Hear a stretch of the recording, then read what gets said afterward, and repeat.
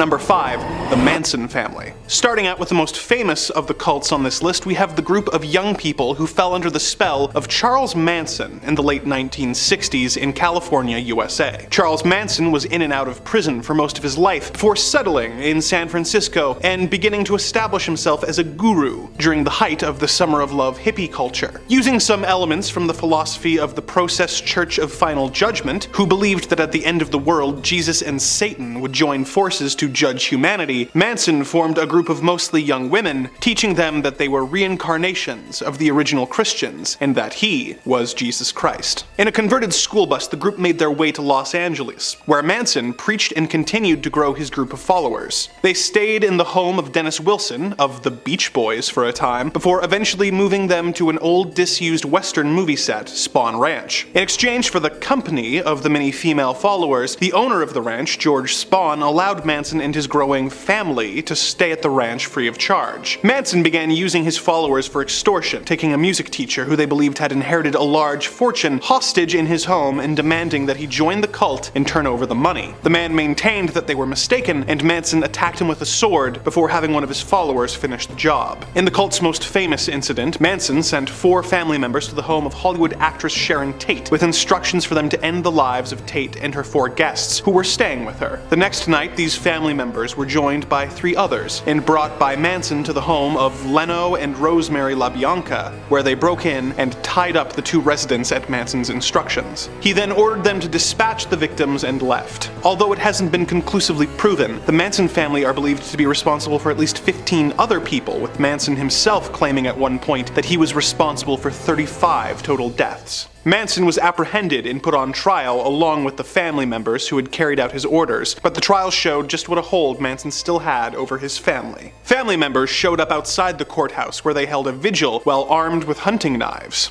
They threatened witnesses, setting fire to one man's van while he was still inside it. The trial itself was also a wild time, with one of the defense attorneys who Manson disagreed with going missing and being discovered murdered, and Manson at one point leaping over a table to try and attack the judge while the other defendants began chanting in Latin. Manson and the murderous family members were sent to prison in 1971. Manson remained in prison until his death in 2017. Number 4. Aum Shinrikyo. This Japanese doomsday cult started out as a simple yoga and meditation class, which was founded by Shoko Asahara, using his bizarre interpretations of various forms of Buddhism, Hinduism, Christianity, yoga, and the works of Nostradamus. In 1992, Shoko published a book that claimed that he was not only Christ, but Japan's only enlightened master. He claimed that he had the ability to take away the sins and bad deeds of his followers and transfer spiritual power to them. As is the case in a lot of cults, he claimed that doomsday was fast approaching and that everyone except his followers would be killed. The movement grew, eventually getting enough members to be considered an official religion. Membership continued to grow, but rumblings began emerging that some members were being tricked into joining, were being forced to donate large sums of money, being held against their will, and in one case even murdered when they tried to leave. An anti-cult lawyer tried to sue the group and soon went missing with his wife and child. Things escalated even further in 1993 when the group tried to use a machine to pump anthrax onto a neighborhood in Tokyo. Although thankfully, the group had stolen the wrong type of anthrax and no one was hurt. Due to the failure of the anthrax, the group began manufacturing sarin and VX nerve gas, which they used in their subsequent attacks. In 1994, the group used a converted refrigerator truck to release the gas on a neighborhood where judges, who were presiding over a lawsuit against the group, lived. 500 people were injured and 8 died, but the attack was not linked to the cult at the time. A few months later, the brother of a member who had escaped was kidnapped, dispatched by the group, and disposed of with a microwave-powered incinerator. He had left a note saying that should he go missing, the group was responsible. Asahara was trying to manufacture weapons, and in order to distract the police, had some of his followers carry out a devastating attack. On March 20th, 1995, Aum members boarded 5 separate trains in Tokyo's subway system and released sarin gas, resulting in 13 people dying, 54 being seriously injured, and between 980 and 6,000 people being hurt. This distraction backfired, and the police raided the group's base at the foot of Mount Fuji and discovered explosives, weapons, biological warfare agents, and even a Russian military helicopter. Over 150 cult members were arrested. The next month, a burning paper bag containing a hydrogen cyanide device was found and defused. Had it not been found in time, over 10,000 people could have died. Several other similar devices were found in the days following, and more disasters were averted. Asahara was eventually eventually arrested as his cult continued to attack people connected with the investigation, sending bombs in the mail to the governor, resulting in his secretary's fingers being blown off. In October of 1995, the group was stripped of its religious status and went bankrupt, but it managed to rebrand and still operates in a limited capacity to this day. Azahara and the 12 other cult members who had been found responsible for the attacks were arrested and held until their executions in 2018. Number 3.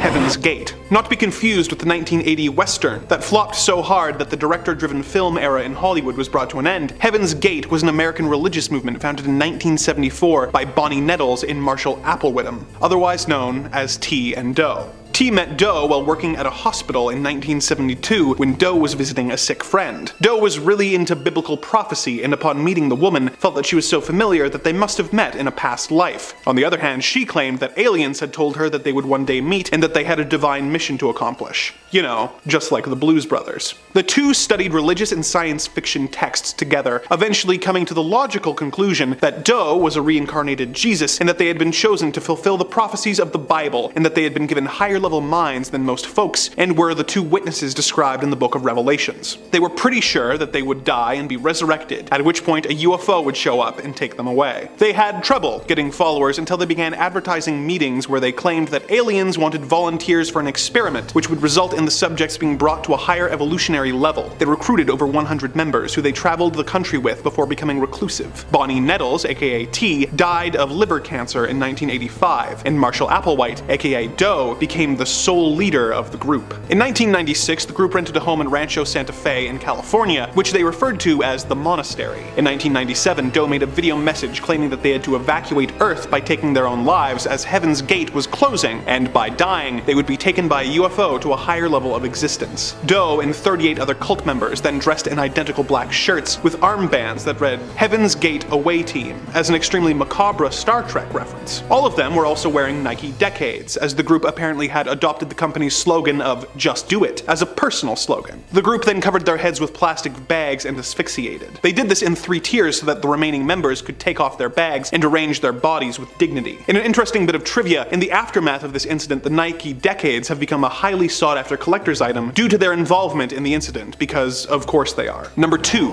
The People's Temple Agricultural Project. Founded by Jim Jones in Indiana in 1955, the People's Temple preached that those who remained drugged with the opiate of religion had to be brought to enlightenment with socialism. Of course, this wasn't the fun Bernie Sanders socialism where everyone gets to go to college. Jordan's main influences were people like Chairman Mao and Joseph Stalin. He was driven out of Indiana due to having integrationist beliefs and went to California, where he became involved in local politics, helping George Moscone become mayor of San Francisco in 1975. As a result, Jones was made the chairman of the city's Housing Authority Commission, which allowed him to rub elbows with the wealthy and powerful. After some backlash from local newspapers and fears of a police crackdown, the group set up a commune in Guyana, which was a small and poor enough and independent enough country that Jones thought he would be able to easily get political influence and protection. With the approval of the local government, the group began building their commune, which they called Jonestown. He made a deal with the government that would allow hundreds of cult members to enter the country, but very difficult for them to leave. At its peak, Jonestown had about 900 people living in the small commune. Jones became more and more unhinged, controlling the media the group were allowed to consume, lest they be subjected to a movie that wasn't pro-Marxist. He made everyone in the commune work long shifts, 6 days a week. He continued to brainwash and manipulate his people, telling them that they would soon be under attack by the CIA and should prepare to eventually take their own lives as a form of revolutionary protest, and had them guard the entrances of Jonestown with machine guns and machetes. As concerns from family members in the states grew, investigations into Jonestown began. When a delegation of investigators, reporters, and concerned relatives went to visit the commune, they were able to convince a few members to defect. As they tried to return to the states on 2 planes, one of the defectors produced a handgun and began opening fire on the other passengers. At the same time, a tractor trailer stormed the airstrip, with the passengers of the trailer producing shotguns and firing at the planes, with none on board surviving. While this was happening, Jones had a cocktail of poisons mixed into a large tub of grape Flavor-Aid, and had the 909 residents drink it and take their own lives. Despite the fact that it was Flavor-Aid that was used by Jones, the incident was the source of the expression, "drink the Kool-Aid." Number 1. The Thuggee Cult. The Thuggee were a secret society operating in India in the mid-1800s who were known for attacking travelers and garroting them with a weapon called a rumal. Its members were trained from childhood in its use. They considered efficient and quiet acts of murder to be the greatest accomplishment possible. They would follow groups of travelers until they made camp, at which point they would attack. Word of the Thuggee began to grow as numerous bodies began to be discovered in wells around the countryside. However, the Thuggee were not attacking their victims simply to take their valuables. The number one rule of the cult was not to shed any of their victims' blood, as they were actually human sacrifices for their god, Cali. The Thuggee believed that constant indulgence in vices was the only way to become closer to and achieve union with their god. During the time that the cult was active, over 30,000 people were attacked by the Thuggee and sacrificed to Cali. British officers were tasked with eliminating the cult and began mapping out the cult's attacks in order to predict where the attacks would likely take place and set traps for the Thuggee while disguised as merchants and travelers. Between 1830 and 1841, at least 3,700 cult members were captured, effectively ending the group.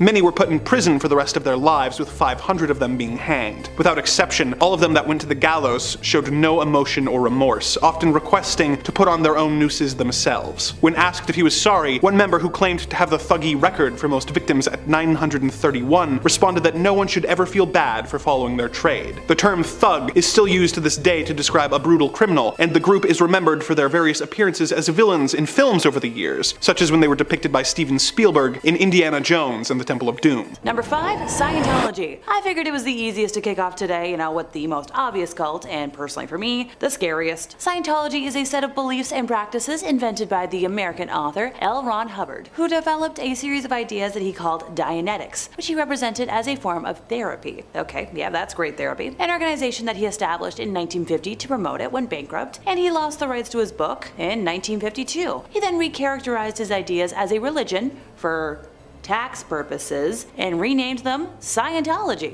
By 1954, he had regained the rights to Dianetics and founded the Church of Scientology, which remains the largest organization promoting Scientology today. There are practitioners independent of the church in what is called the Free Zone, and estimates put the number of Scientologists at just under 40,000 people worldwide. So, not a lot of people at all, just a small town. Scientology beliefs include reincarnation and that traumatic events cause problematic engrams in the mind. They claim that an activity called auditing can remove the bad engrams. A fee is charged though for each session of auditing. Once an auditor deems an individual free of engrams, typically after several years, they are given the status of clear. After being deemed clear, adherents can take part in further activities called operating thetan levels, which require further payments. The operating thetan texts are kept secret for most followers and are revealed only after adherents have typically given hundreds of thousands of dollars to the Scientology organization. If you don't have ridiculous amounts of money to burn, don't worry, they're freely available online on sites such as WikiLeaks. And if you don't want to waste your time,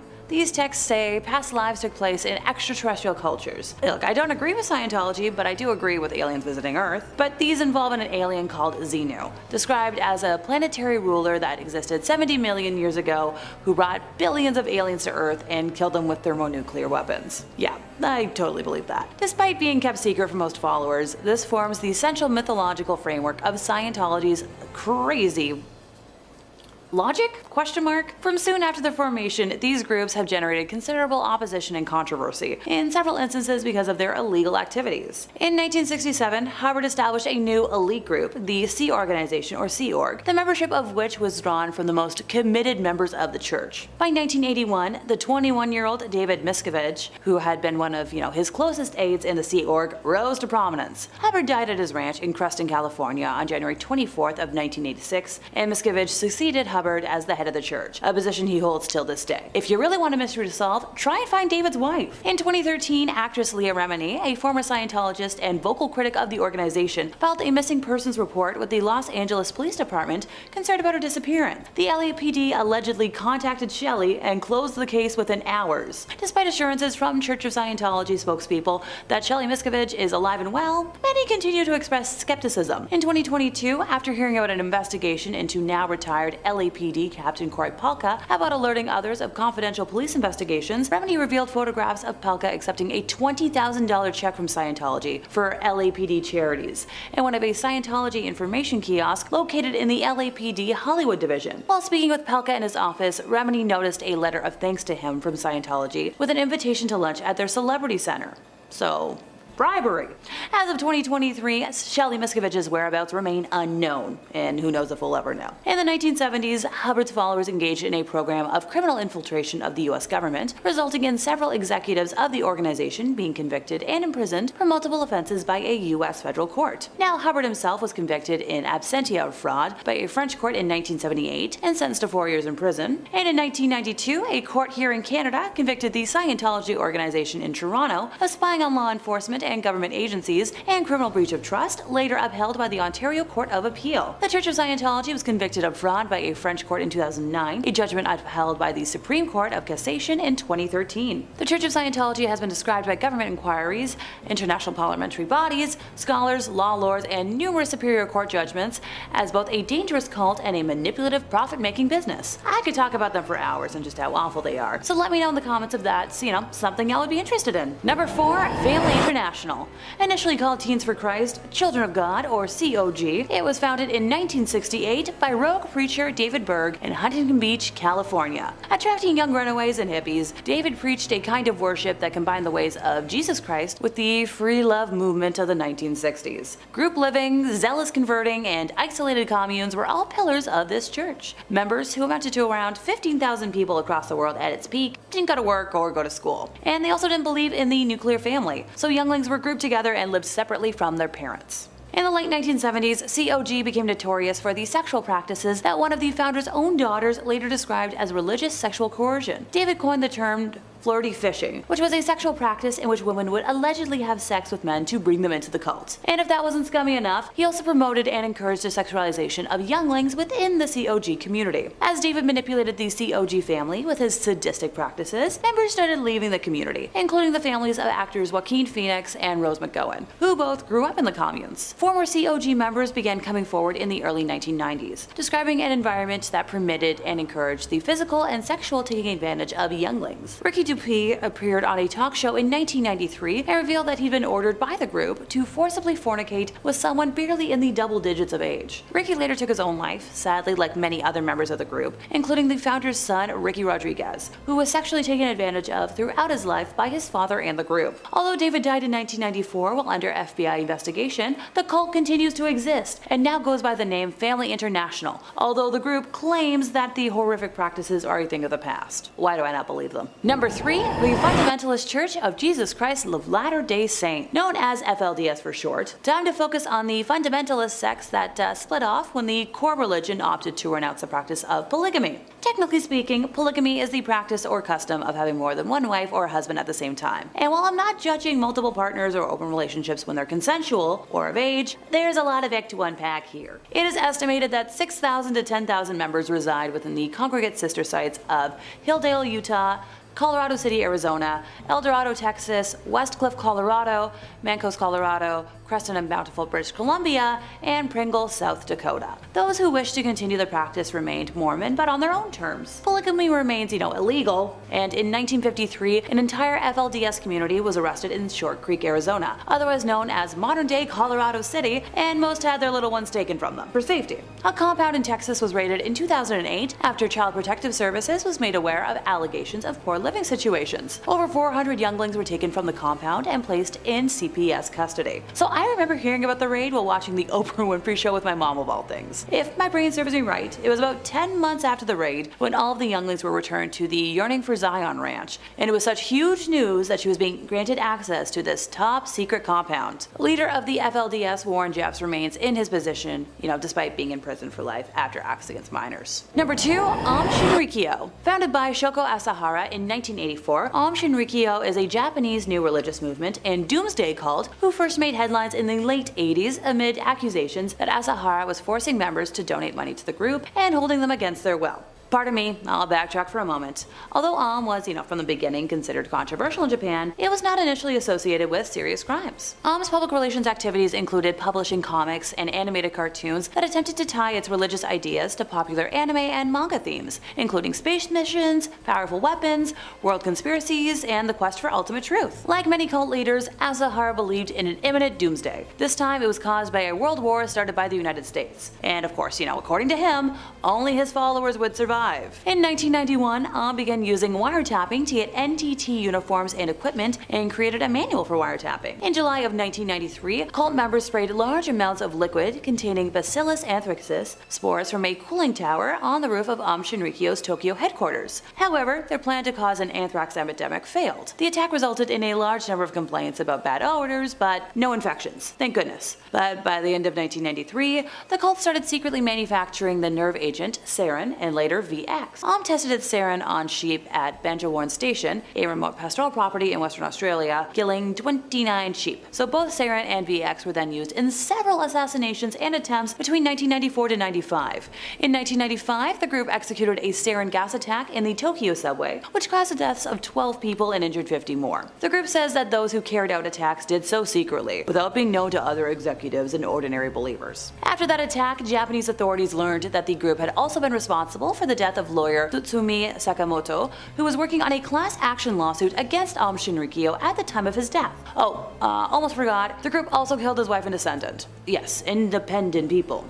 On July 6 of 2018, after exhausting all appeals, Asahara and 6 followers on death row were executed as punishment for the 1995 attacks and other crimes. So I'm glad that unlike, some of the other folks I've discussed today, some justice was actually served in this situation. 6 additional followers were executed on the 26th of the same month, and at 12:10 a.m. on New Year's Day of 2019, at least 9 people were injured when a car was deliberately driven into crowds celebrating the New Year on Takashita Street in Tokyo. Local police reported the arrest of Kazuhiro Kusakabe, the suspected driver, who allegedly admitted to intentionally ramming his vehicle into crowds to protest his opposition to the death penalty, specifically in retaliation for the execution of the before-mentioned Aum cult members. Number 1. Good News International Church. The Good News International Ministries, GNIM for short, or Good News International Church, was founded by Paul Mackenzie and his first wife in 2003. So this group attracted international attention in April of this year when it was revealed that Mackenzie had allegedly instructed members to starve themselves to meet Jesus before the end of the world, which has resulted in the deaths of over 400 people. And when you consider more than 600 people have been reported missing,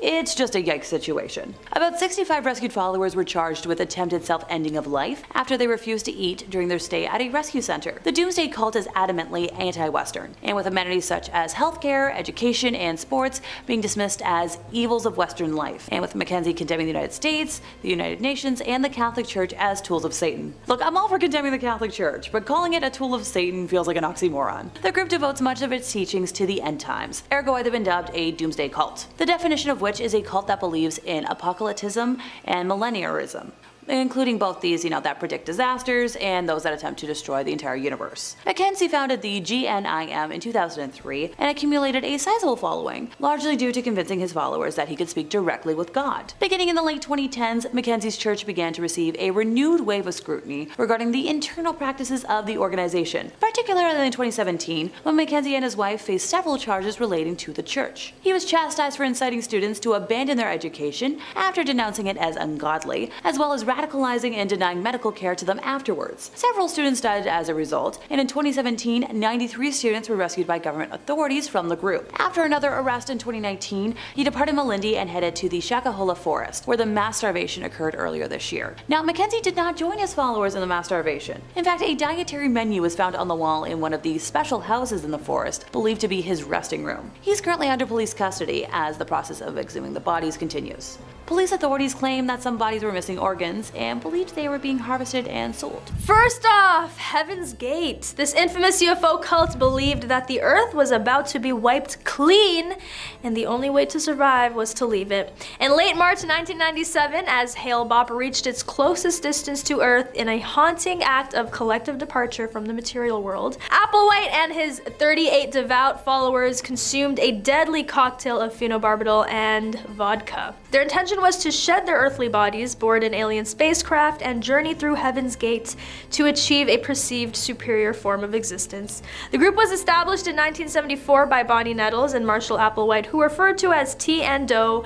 within the movement. The pair first encountered each other in 1972 and embarked on a spiritual journey claiming to be the two witnesses mentioned in Revelation. By the mid-1970s, they had amassed several hundred followers. By 1976, the movement, comprising a core group of a few dozen members, adopted a monastic lifestyle and ceased recruitment. This is dark. But now I'm curious, have you stumbled upon a story about a UFO cult that sent chills down your spine and left your palms sweating? Share your eeriest encounter in the comments. Heaven's Gate's theology is perceived as a fusion of Christian millenarianism, a New Age philosophy, and ufology, leading to its recognition as a UFO religion. The group held a firm belief that members could morph into immortal extraterrestrial beings by renouncing their human nature, and that they would ascend to a higher existence termed as the next level, or the evolutionary level above human. After Nettles succumbed to cancer in 1985, the group reinterpreted their belief in ascension. Initially, they thought they would ascend to heaven alive via a UFO, but later they began to view the body as merely a vessel for the soul and believed their consciousness would transition to next level bodies upon passing. On March 26, 1997, the San Diego County Sheriff's Department found the bodies of the 39 active members of the group, including Applewhite, in a house in the San Diego suburb of Rancho Santa Fe. Just prior to the mass departure, the group's website was updated with a message indicating that the comet marked the end of Heaven's Gate's journey on Earth and they were ready to leave with T's crew. However, the name Heaven's Gate was only used in the final years of the group's existence. Previously, they were known as Human Individual Metamorphosis and Total Overcomers Anonymous. Despite the horrific tragedy that occurred with the Heaven's Gate cult, it continues to intrigue and fascinate many people even years later. The beliefs and actions of this group offer a glimpse into the complexities of human behavior and our search for meaning and purpose in life. One of the most striking aspects of the Heaven's Gate cult is their unwavering faith in their leader, Marshall Applewhite. He was able to convince his followers that their wiping out from existence was the only way to reach a higher level of existence and achieve salvation. This blind faith serves as a cautionary tale about the dangers of giving total control over one's life to another person. The constant bombardment of doomsday predictions and conspiracy theories in mainstream media has made people more susceptible to believing in extreme ideas. The fear of the unknown and the desire for answers often lead individuals to seek solace in these groups, providing them with a sense of belonging and purpose.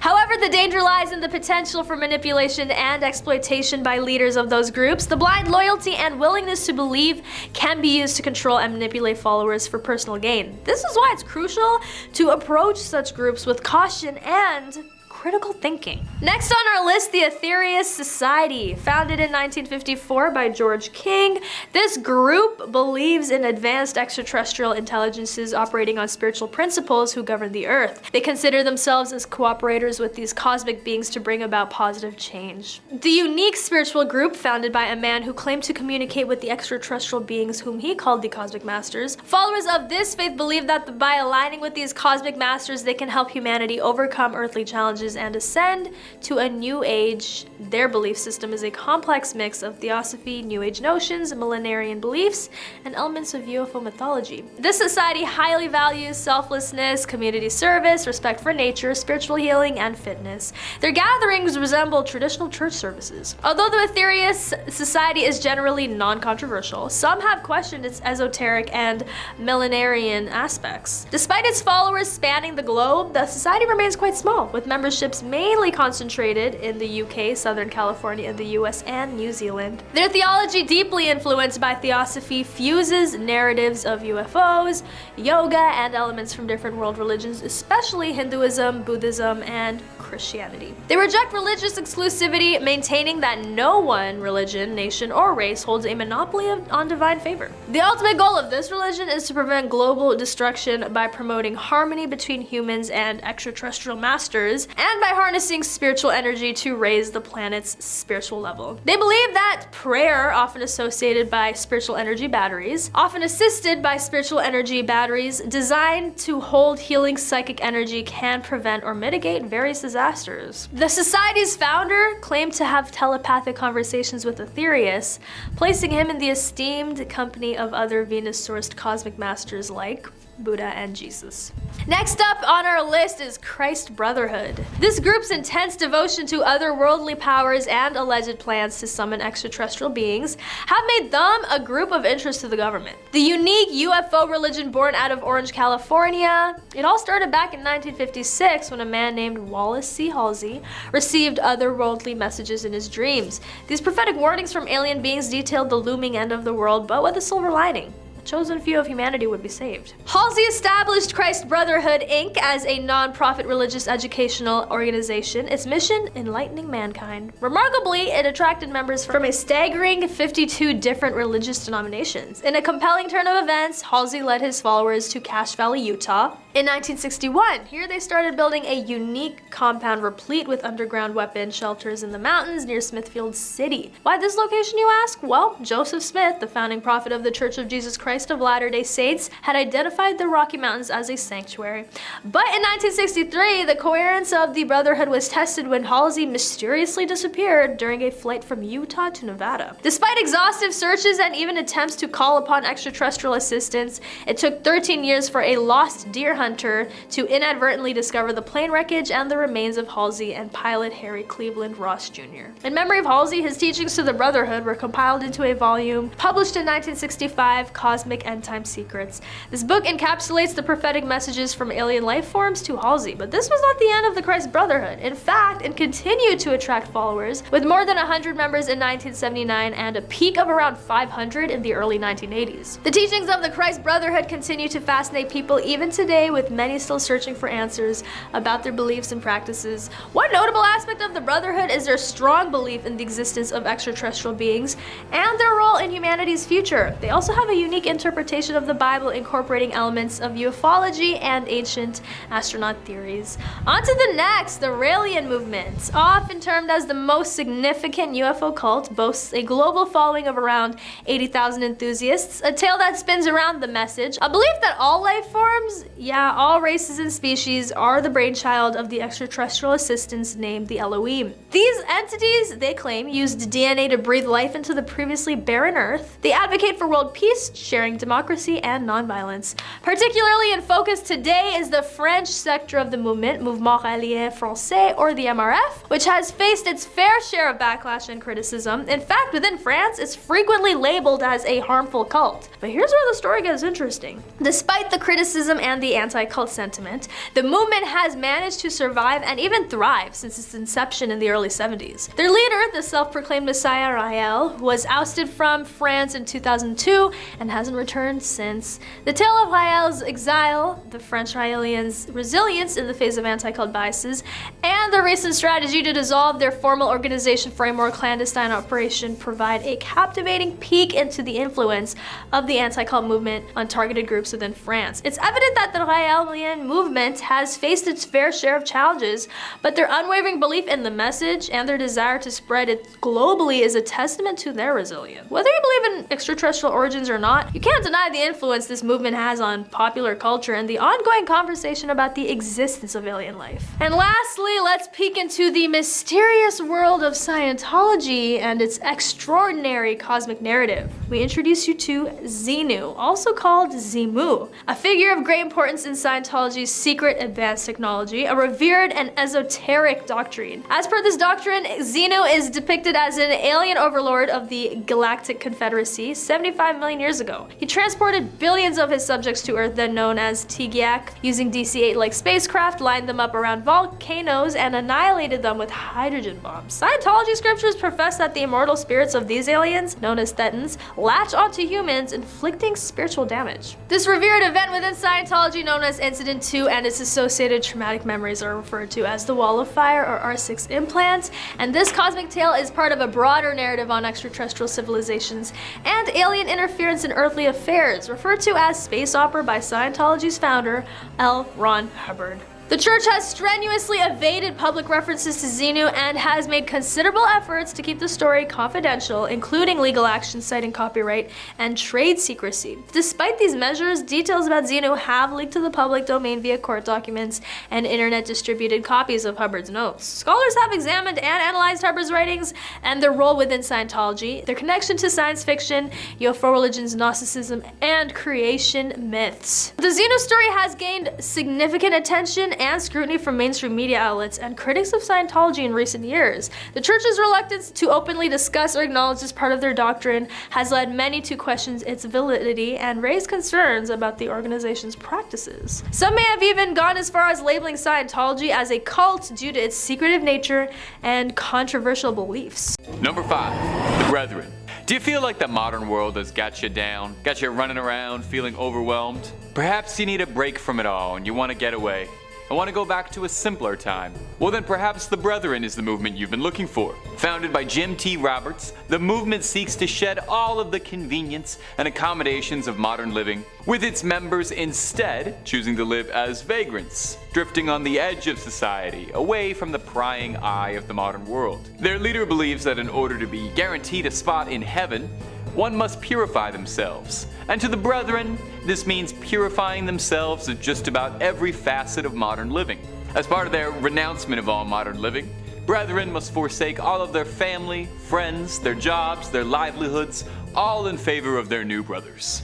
You aren't allowed to partake in any material goods of any kind. Sew your own clothing and eat what you can scavenge. This particularly grisly habit is what gave the cult its enduring nickname of garbage eaters for their tendency to dumpster dive. You're not even allowed to laugh, celebrate, or play, as all celebrations must be saved for the return of the Savior at the end of the world. Although giving those conditions, I'm not sure what you'd have to laugh about. It goes as far too as members being barred from receiving treatment or medicine, even for common curable illnesses. Because members are forced to cut themselves off from their families, oftentimes members disappear without their family members ever even getting to know what happened.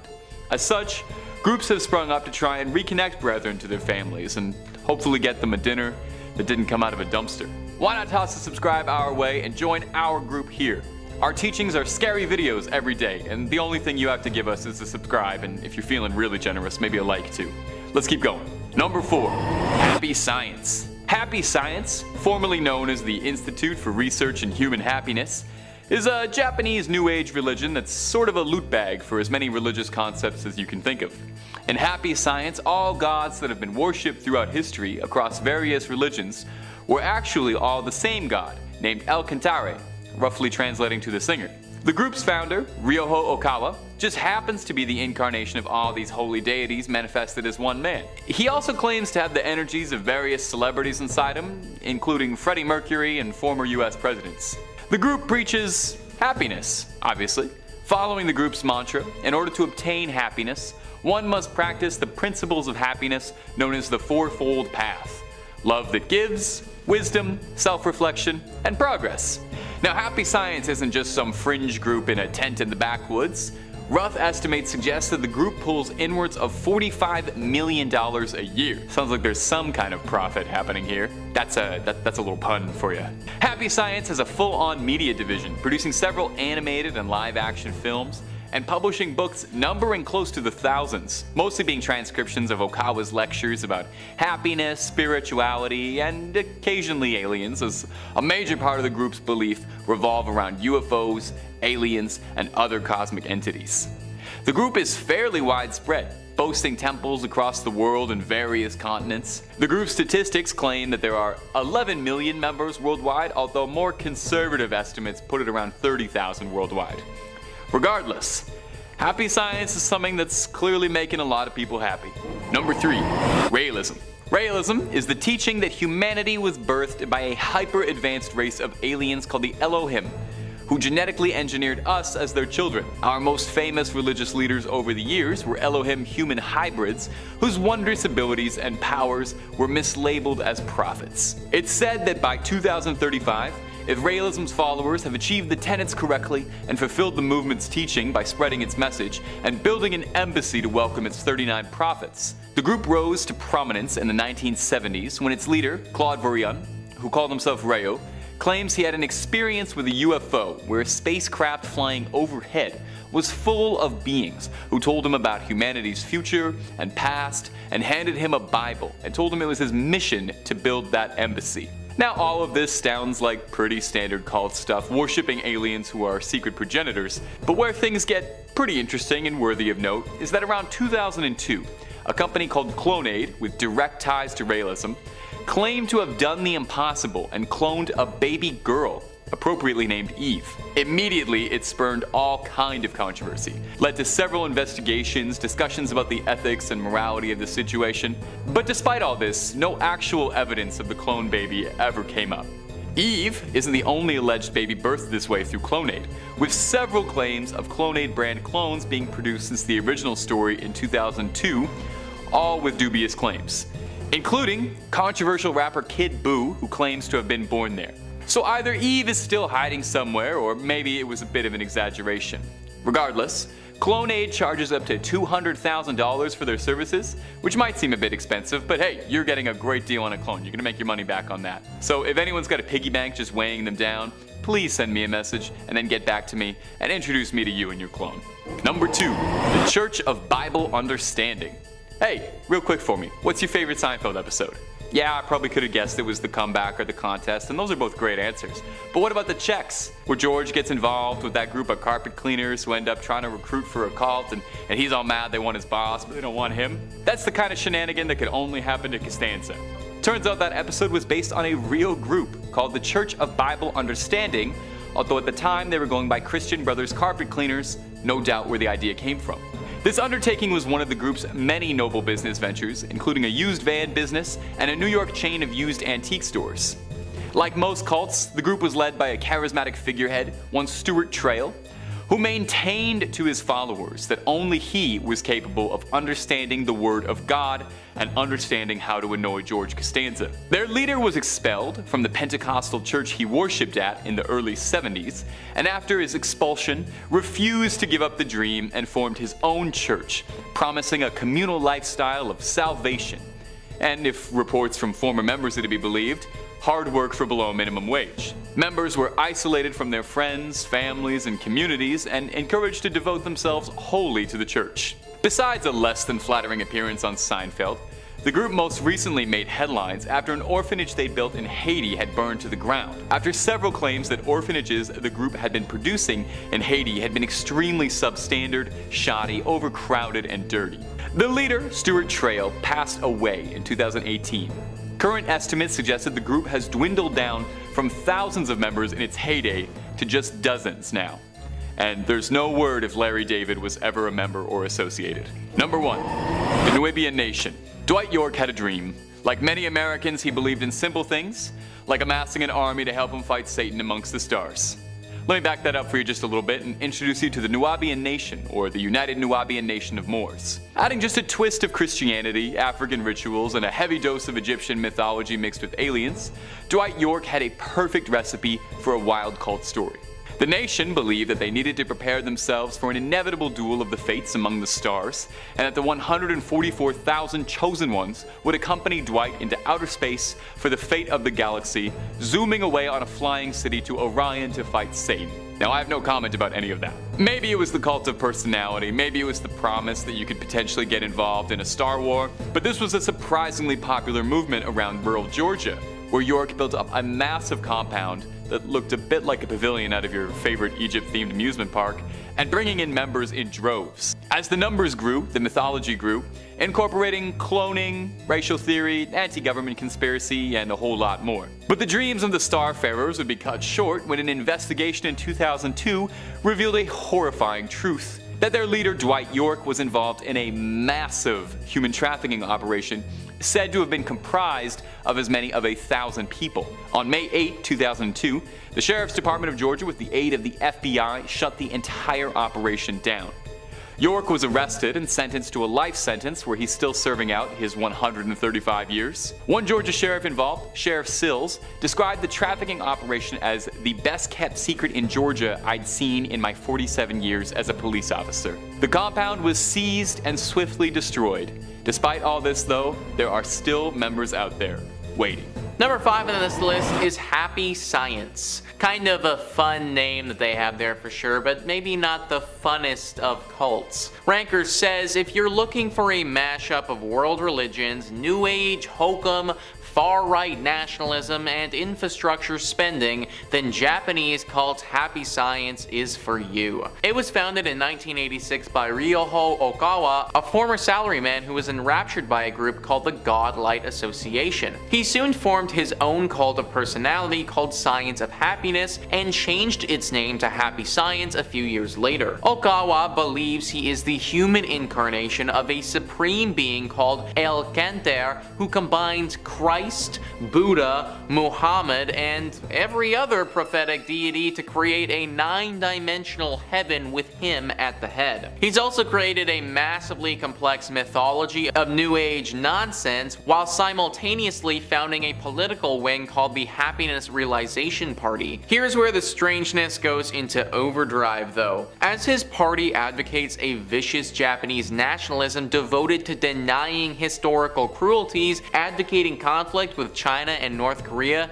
and rebuilding Japan's infrastructure. The group claims to have 12 million members around the world, has a multimedia arm, and enjoys tax-exempt status in the US. So basically, if it was up to this group, Japan would be invading China and North Korea and probably well on its way to starting World War III. So yeah, definitely not one that you want to be a part of, because that could obviously get very bad very quickly. Not to mention, you need to worship this dude who believes that he's the human incarnation of all these cool people. I mean, if he actually is the human reincarnation of all of those people, then that's freaking awesome, but come on guys, I think the likelihood that this dude is Jesus as well as Buddha is pretty low. Number 4 on this list is the Brethren. Yeah, so joining this cult really would just be the worst, guys. You just need to give up so much to do it. Ranker says, also known as Body of Christ and Garbage Eaters, the Brethren are an apocalyptic offshoot of the 70s Jesus movement, eschewing worldly possessions and earthly pleasures to purify themselves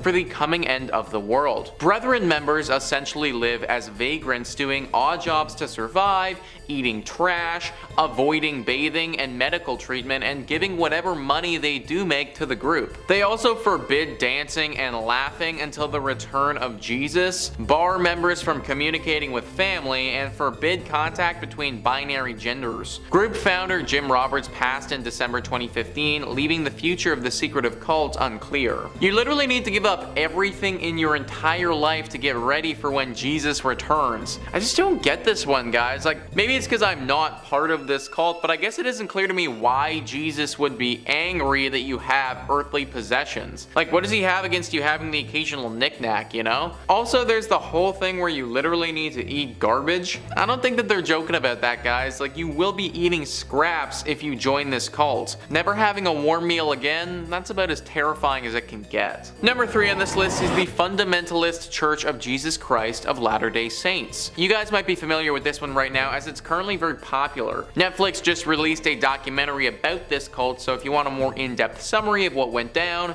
definitely go check that out. Ranker says that this cult was an offshoot of Mormonism that's constantly in the news for unsavory reasons. FLDS openly embraces polygamy, which the mainstream LDS outlawed a century ago. The group has anywhere from 6,000 to 10,000 members in rural Utah and Arizona, with the group having almost total control of 2 small, linked border towns in 2 states. While Mormon splinter groups had been around long before, the FLDS was incorporated in 1991 by a group of men who had been excommunicated by the church. They went through a range of leaders who all declared themselves prophets until being taken over by Rulon Jeffs in 2002. He passed shortly thereafter and his son Warren took over. It was under Warren Jeffs that the FLDS practices of child marriage, bigamy, incest, racism, abandonment of teenage boys all became public knowledge. Jeffs was sent to prison in 2007 but continues to be the de facto head of the church while his successors squabble for power. This cult certainly isn't as powerful as it once was, and you have to imagine that as time goes on and more people are educated on what this cult did in the past, that will continue on a downward trajectory. But for now, they still aren't totally finished, and if you wanted to, then you could join this group. Absolutely do not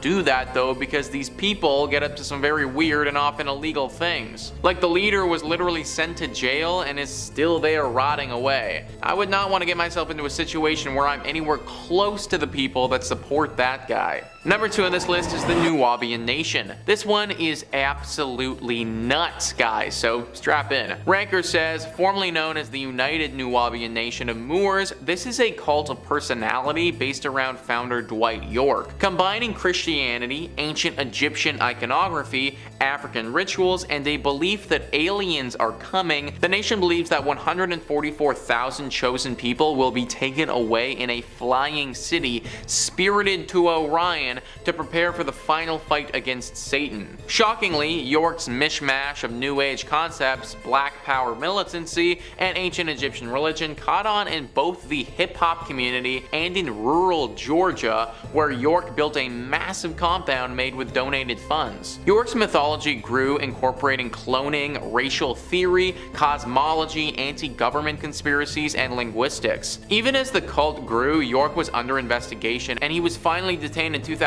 for running a massive human trafficking ring comprising as many as 1,000 individuals. He was sent to prison for life, and his compound was seized and demolished. The group still exists, though in much smaller numbers. If we just ignore all of the human rights violations for a second, which we shouldn't by the way, but let's just do it anyways for one moment, then at the best possible case scenario, you join this cult and then dedicate your life preparing for a battle with Satan that you may not ever have, because not only is that crazy, but you might not even be in the 140,000 people who gets picked to have said battle with Satan. Like, this just doesn't make any sense at all, guys. Then we add back on all of those human rights violations and all the other stuff that York was sent to jail for, and you get one sick and twisted cocktail that is this cult. Number 1 on this list is Church Universal and Triumphant. Yet another cult of personality in New Age clothes, the CUT was founded in 1975 as an offshoot of a different movement,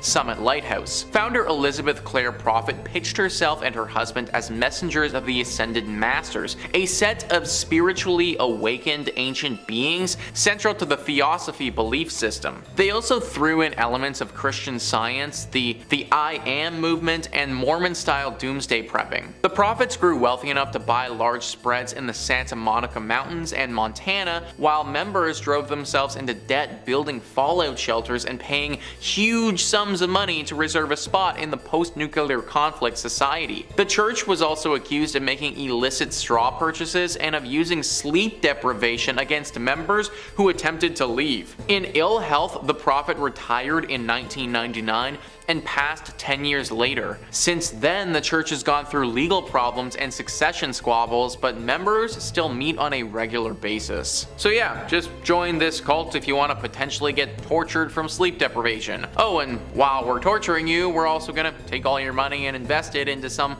underground bunker that you'll probably never use. If that doesn't sound like an excellent use of time and money to you, which it probably shouldn't, then I really wouldn't recommend joining this cult. Number 5 on this list is Sarah Edmondson. Sarah Edmondson is a Canadian actress who's known for her roles on The Vow, Geronimo Stilton, and At Home in Mitford.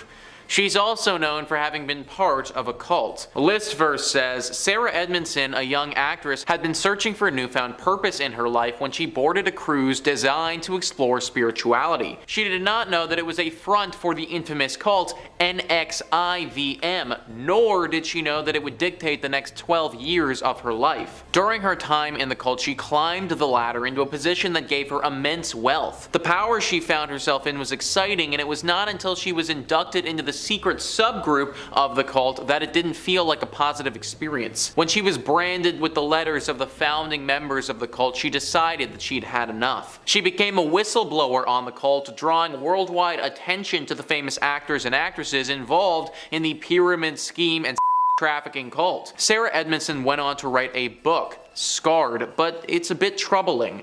She lured many young women into the cult, but her book seems strangely void of guilt or remorse. Instead, her writing is self-indulgent and gossip-filled. Though she was certainly abused within the cult, she was not blameless for her own wrongdoings. Interesting. If what Listverse says is true, then Sarah might not have been completely from blame for some of the stuff that happened in this cult. I looked into some of what the cult did, and it was not good, guys.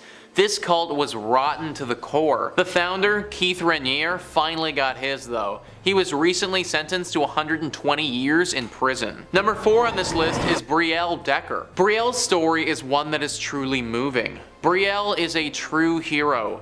Not only did she escape the fundamentalist Church of Jesus Christ of Latter-day Saints cult, she established a refuge at the cult headquarters after the cult leader was arrested. FLDS, a polygamous cult, was led by Warren Jeffs. During his reign, he forced approximately 80 women and children into marriages. Brielle, who was born into the FLDS, knew from a young age that she would be forced to marry the middle-aged man. When she turned 18, he prepared their wedding ceremony and she had no choice but to go along with it. Around this time, the FBI charged Jeffs for forcing an underage girl into marriage and later conducted a raid on the FLDS compound where they discovered just how many children Jeffs had forced into marriage. Jeffs was, of course, charged and sentenced to 20 years in prison. The $100 million FLDS fund, which was seized by the government, was partially given to Brielle to buy Jeffs' mansion and turn it into a refuge for victims. Even though she went through some really horrible stuff, Decker's character remained intact.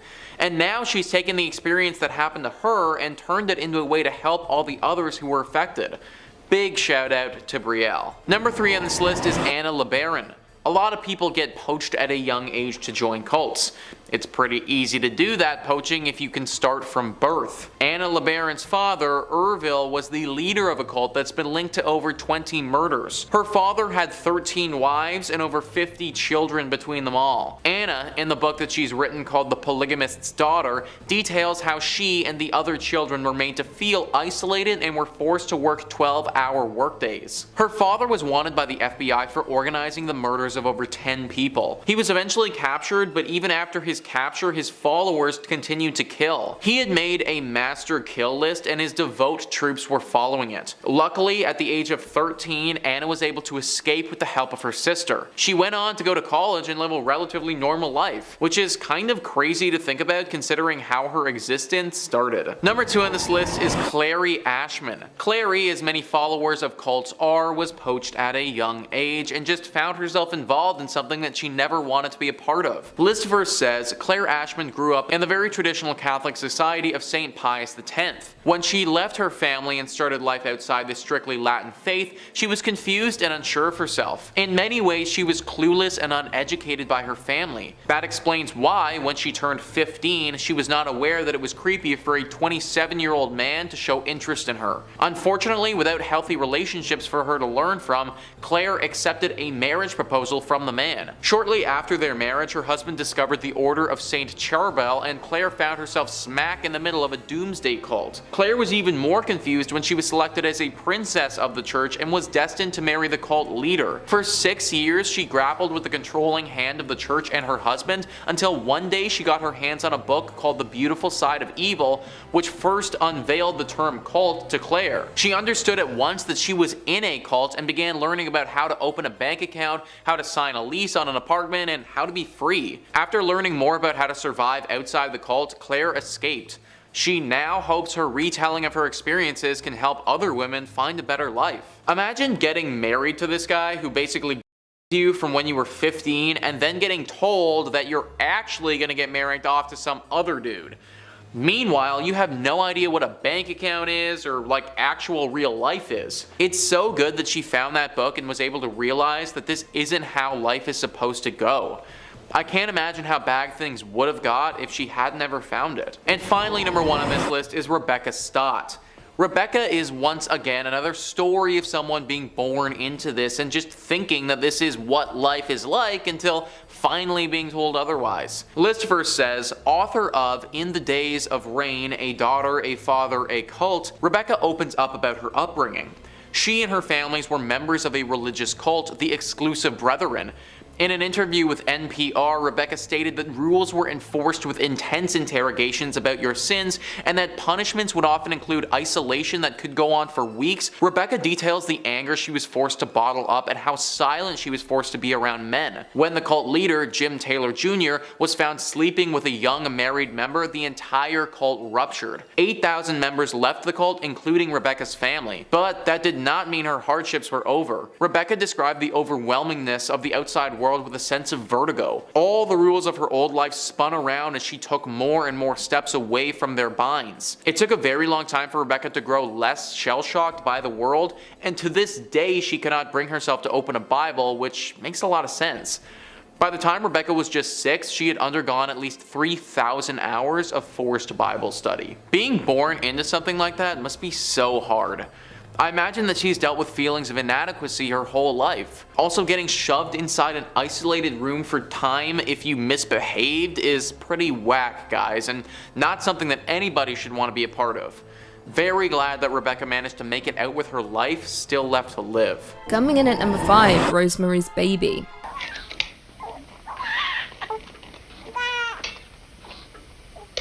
Roman Polanski's masterpiece, Rosemary's Baby, set the standard for many cultist horror movies, particularly in the way it reveals the cult, using a steady and slow build and paranoia, confusing us as to what exactly is even happening. This 1968 horror stars Mia Farrow and chronicles the story of a pregnant woman who suspects that an evil cult wants to take her baby for use in their rituals. However, it is quickly revealed that her husband has made a deal with the devil for success in his acting career, and the price is offering up his wife as a surrogate mother for something truly evil.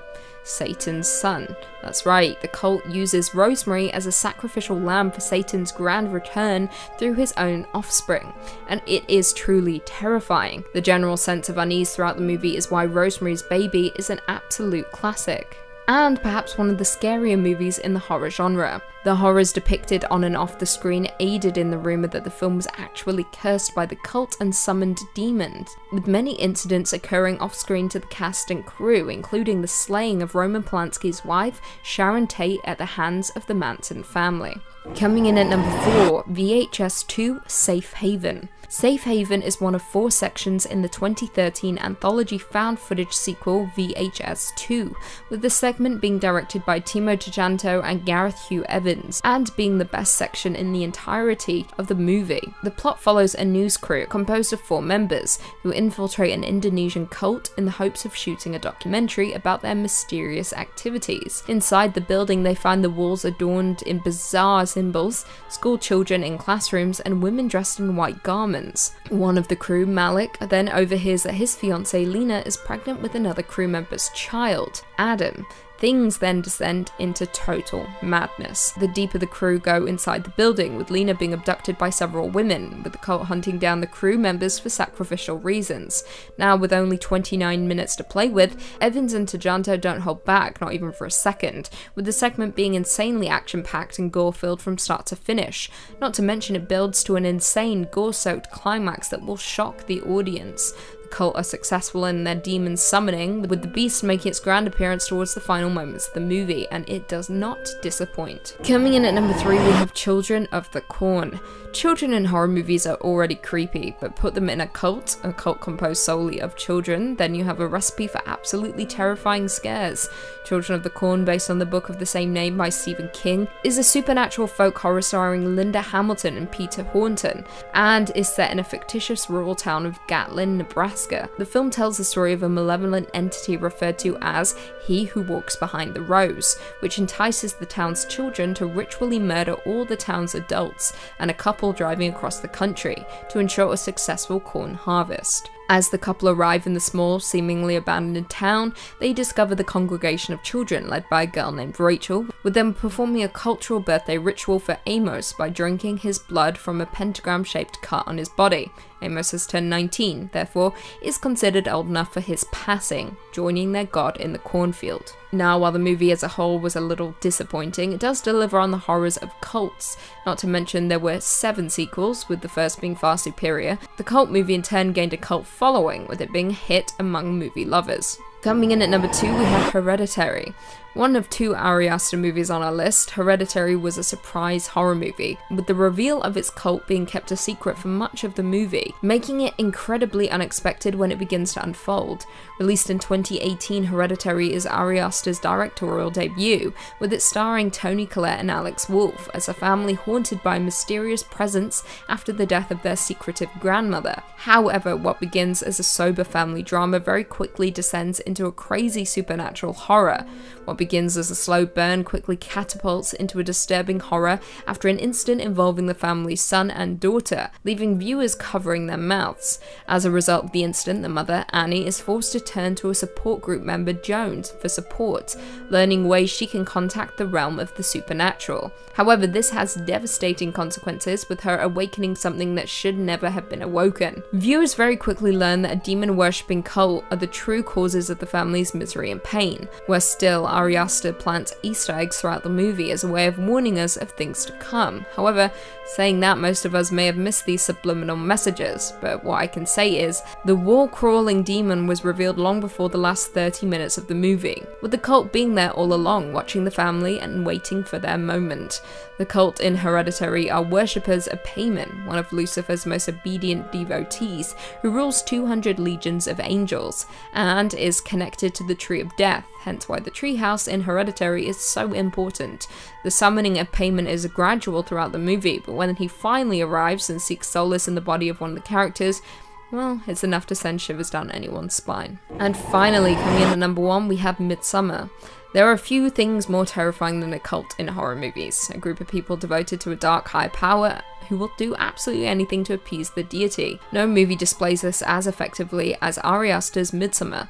Released in 2019, Midsommar is a folk horror film starring my queen, Florence Pugh, and follows a group of friends who travel to Sweden for a festival that occurs once every 90 years, only to find themselves in the clutches of a pagan cult. Now, unlike Ari Aster's Hereditary, Midsommar lays out its intentions from the very start of the movie. The movie kicks off with Dani discovering the death of both her sister and parents, with the incident putting a strain on Dani's relationship with her already distant boyfriend Christian.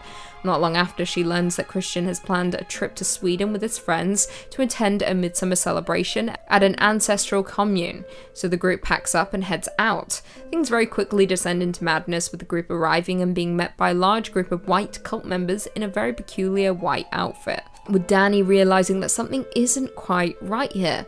However, her concerns are proven correct when 2 commune elders die by senicide via leaping from a cliff top. When the male elder survives the fall, the cult mimics his wails of agony and crushes his skull with a mallet. Yeah, things aren't fun in Sweden right now.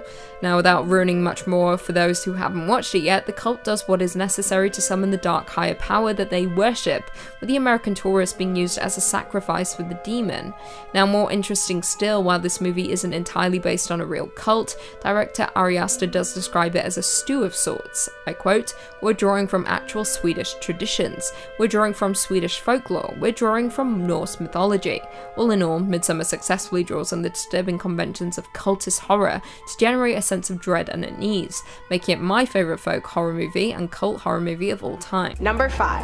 The Cali meteor. Thousands of years ago, a meteor hit Estonia with the force of a Hiroshima bomb. The meteor fragmented, creating 9 craters, which are now called the Cali crater field. One of these craters was over 100 meters and became a site of holy worship for some of the locals. Surrounding the water-filled crater is a large stone wall from the late Bronze Age, and the wall is stronger than any of the other similar structures in the surrounding area that were made at the time, hinting to scientists and historians the importance of the building. A large, concentrated amount of animal remains were found at the Cali crater and led anthropologists to believe that they were used as ritualistic sacrifices. The thing is, the bones were found thousands of years after the wall was built, meaning the crater was a consistent site of worship for thousands of years. There are several legends surrounding the lake, especially in Finnish mythology. Here's a quick synopsis. Quote, Louis, the evil wizard, steals the sun and fire from people, causing total darkness.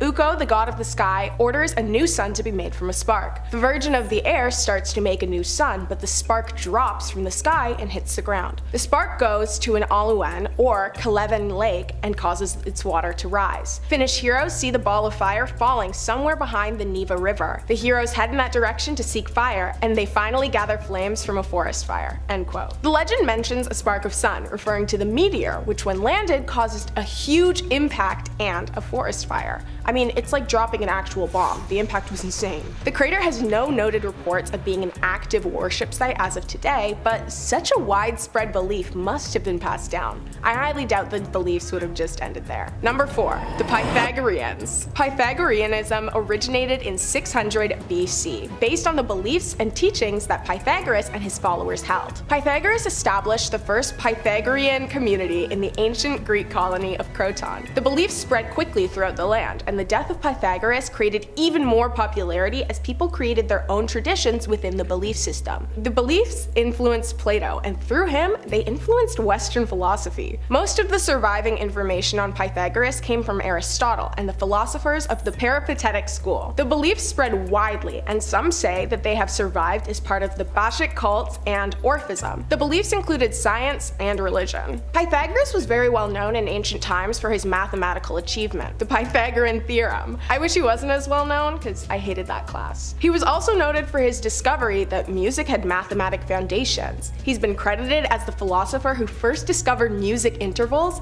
and is said to have invented the monochord. As I said, a lot of the information we now have on Pythagoras came from Aristotle and the Peripatetic school. The 5th century BCE information do not have any elements of supernatural entities, but by 4th century BCE, legends and fables were introduced into the belief system. Pythagoras founded the first community in Croton during 5th century BCE. He described it as a secret society, and he also gained political influence. The military and economy in Croton soon became very strong. In the early years, the Pythagorean sects were closed societies, where new members were chosen by existing ones, based on intelligence and discipline. Then they went under a 5-year initiation period where they would listen to teachings in complete silence. Then they would complete a test, and if they passed, they would be welcomed to the inner circle. But they were able to leave whenever they wanted. Soon, it became customary for family members to become Pythagoreans, as it developed into a philosophical tradition that influenced everyday life and swore members to secrecy. Within his teachings, Pythagoras emphasized moderation, vegetarianism, respect for elders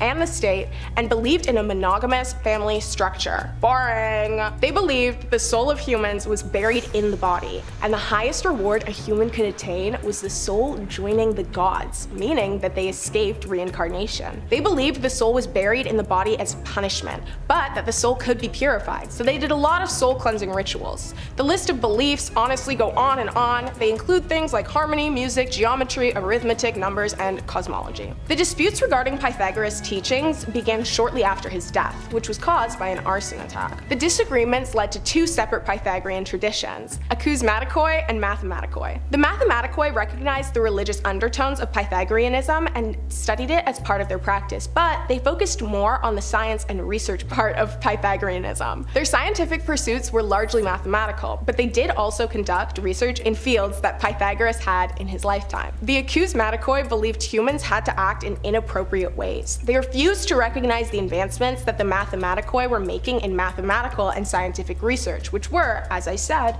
in line with Pythagoras' beliefs. They also challenged his original teachings, including harmony, justice, ritual purity, and morals. The tension between the 2 groups only grew as their individual beliefs grew further and further apart over the years. Number 3, the snake cult of Glycon. Glycon was an ancient snake god who had a large and influential cult in the Roman Empire during the 2nd century. The cult is thought to have originated in Macedonia, where other snake cults, much like Glycon, had existed for centuries. Macedonians believed snakes had magical powers in fertility. Initially, the cult did not worship the spirit of the snake or an abstract idea of a godly snake. Instead, they worshipped an actual, physically tangible snake that resembled the god. The creator of this cult, Alexander, foretold that there would be a reincarnation of Asclepius. It's said that Alexander procured an egg, and when the people gathered to see it hatch, Alexander cut the goose egg open and revealed the prophetic snake god inside. The small snake grew to the size of a man, with the features of a human on its face, including long blonde hair. Some say that the figure depicted at this stage was actually just a puppet, or a trained snake with a puppet head. Creepy. The focus of worship in the cult was fertility. Barren women would bring offerings to Glycon in the hopes of becoming pregnant. By 160 AD, the cult's teachings and methods began to spread. An inscription from that era reads, "Glycon, protect us from the plague cold." The same year, the government of Asia declared that he was the protector of Glycon's oracle. The governor also married Alexander's daughter. Many sought prophecies from Alexander, yearning to learn of what their future holds and even how they might perish. The cult's beliefs were spread through through lower social classes, and over time, even high-class citizens and officials were die-hard believers of Glycon's healing, and of the prophecies Alexander told. The support and belief of the emperors, paired with the healing powers of the serpents throughout history, lured many people into the cult. There was no shortage of converts and believers. Roman coins were even made in honor of Glycon, which likely happened way after Alexander's lifetime. For at least 100 years after Alexander's passing, a new Glycon cult formed and began to spread their influence. Statues and other archaeological finds have been located in Tomi, now known as Constata, displaying just how present the cult was throughout history in the large city. The Glycon cult is still referred to this day. The statue that was found in Constata, Romania is on display at the Constata History and Archaeology Museum. The statue is even commemorated on a postage stamp from 1974 and on a 10,000 lei banknote from 1994. And to this day, people declare themselves as devotees of Glycon. Talk about a long-lasting influence. Number 2, the Eleusinian Mysteries. The Eleusinian Mysteries were initiations that were held every year for the cult of Demeter and Persephone. They took place at the Pan-Hellenic sanctuary of Ulysses in ancient Greece. They're considered the most famous of the secret ancient Greek religious sites. Their basis was an old agrarian cult, and there's evidence that they were derived from the religious practices of the Mycenaean period. The mysteries referred to Hades' abduction of Demeter's daughter, Persephone, and was told in 3 phases: descent, search, and ascent. Originally, the cult of Demeter was private, hidden under the Telesterion. Some of the practices are seemingly influenced by other religious practices, specifically those from the Mycenaean period. The group would hold a feast. At the beginning, priests would fill 2 special vessels and then pour them out, one to the east and one to the west. Then, the people would look upwards and downwards while chanting, "Reign and conceive." Then, a child was initiated into the group from the divine fire. Honestly, I tried to decode this part for a while, but I had very little success, I'm sorry. The climax of the celebration represented the force of the new life. When the mysteries started, immortality was not a part of the beliefs, but as time went on, they believed that it would grant them a better fate in the underworld. Eventually, the mysteries were spread wide, and people from all over flocked to participate. Eventually, the mysteries were controlled by 2 families, which led to a huge number of initiates. The only requirements were that you had never directly caused someone's death and that you were able to speak Greek. Men, women, and slaves were all welcome. The mysteries came to an end around 170 AD, after it was ransacked by the Samaritans. Eventually, the building decayed and the religion died down, but it is still referred to often in art and literature, and many interesting theories regarding present-day mysteries have been mentioned. Number 1, the Cult of Sacrifice. The Cult of Sacrifice is a pretty interesting one, and it actually differs a lot from the others because the cult did not worship any specific entity or object of power. The Cult of Sacrifice originated thousands of years ago, but its presence was not constant. It mainly occurred during great times of stress, when its beliefs and practices would be most useful. Records of the cult are poorly recalled and only exist in written form, so the origin's location is unknown, but it is speculated that it began in the eastern hemisphere of Rathnir because most written evidence was found there. As I mentioned earlier, the cult did not have an object or entity that they worshipped. Instead, they believed in sacrificing elements of their own life for the good of others. The cult was based on the idea of charity and self-sacrifice for the benefit of others, in particular, those who need it most. The cult took these ideals to an absolute extreme though. They would starve and fast, not because it was a religious practice, but because they'd given all of their food to others who were perceived as having less. They were minimalists, not because they wanted to be, but because they would give all of their money and material possessions away to those who were perceived as having less. Essentially, they would damage themselves to the point of illness and death just in the name of sacrifice and in the hope of helping. This was most likely the reason that the cult had such sporadic activity throughout centuries, because they were pretty extreme and a lot of people didn't survive. To join the cult, the only thing necessary was the blessing of an existing cult member, like any cult member. So yeah, it was able to spread through small communities pretty quickly. I'm kind of stuck on how strange the towns that this cult was prominent in probably looked. Like, I'm imagining people sleeping on the streets, freezing, overheating, and starving, while there's just like a massive hoard of food that they've placed in the town center for the less fortunate. But no one will touch the food, and all of their houses are empty because they're the only ones living there. Crazy.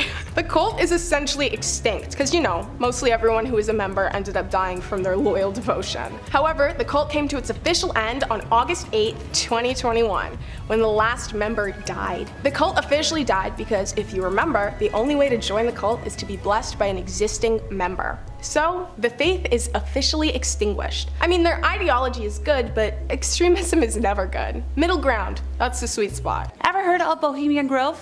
A secretive organization of people that control the world? Well, what do you know? It exists, and many of its members are powerful world leaders and titans of industry. It appears to primarily exist as a place where the rich and powerful go to misbehave. That is, according to the Washington Post. Technically speaking, Bohemian Grove is a restricted 2,700-acre campground at 2601 Bohemian Avenue in Monte Rio, California, in the States, belonging to a private San Francisco-based gentlemen's club known as the Bohemian Club. In mid-July of every year, they host a more than 2-week encampment of some of the most prominent men in the world. Their all-male membership includes artists and musicians, as well as many prominent business leaders, government officials, former US presidents, senior media executives, people of power. You'll notice that I'm not saying any specific names right now, and that's because I don't feel like getting sued or disappearing.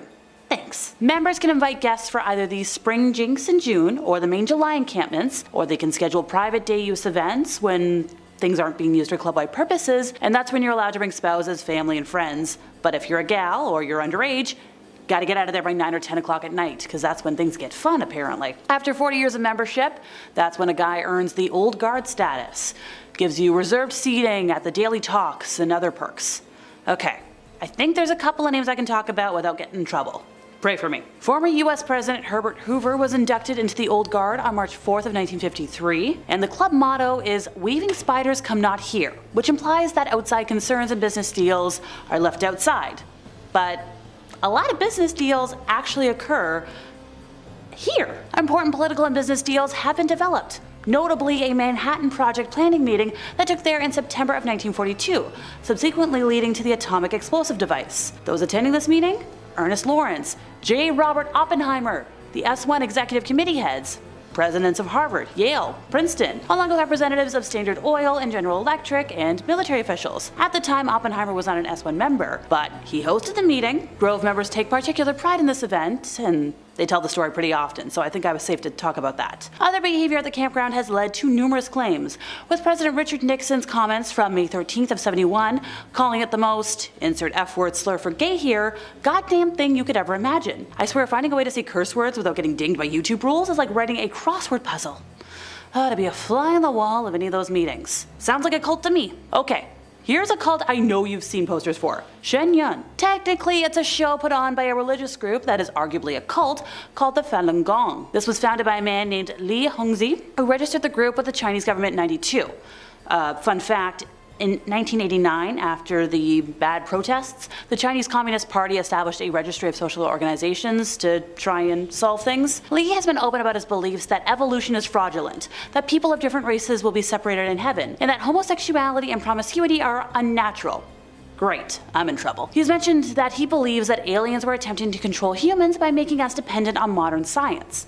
Okay. A San Francisco man named Samuel Luo has claimed his mother and stepfather refused essential medical treatment because of the teachings, saying that sickness is based in karma. Also, apparently it's God's plan to eliminate the gay population. Well, I'm still here. So, Shen Yun was kicked out of China and have some heavy anti-communist sentiments, to say the least. Essentially, they're a church that is putting all of their money into a dance show with very heavy anti-communism and anti-China sentiments. They don't hide that they're heavily critical of the government of China. In between depictions of ancient dances or stories told through dance and singing, there are skits depicting, get this, organ harvesting, kidnapping, and suppression of religious liberty by plainclothes secret police.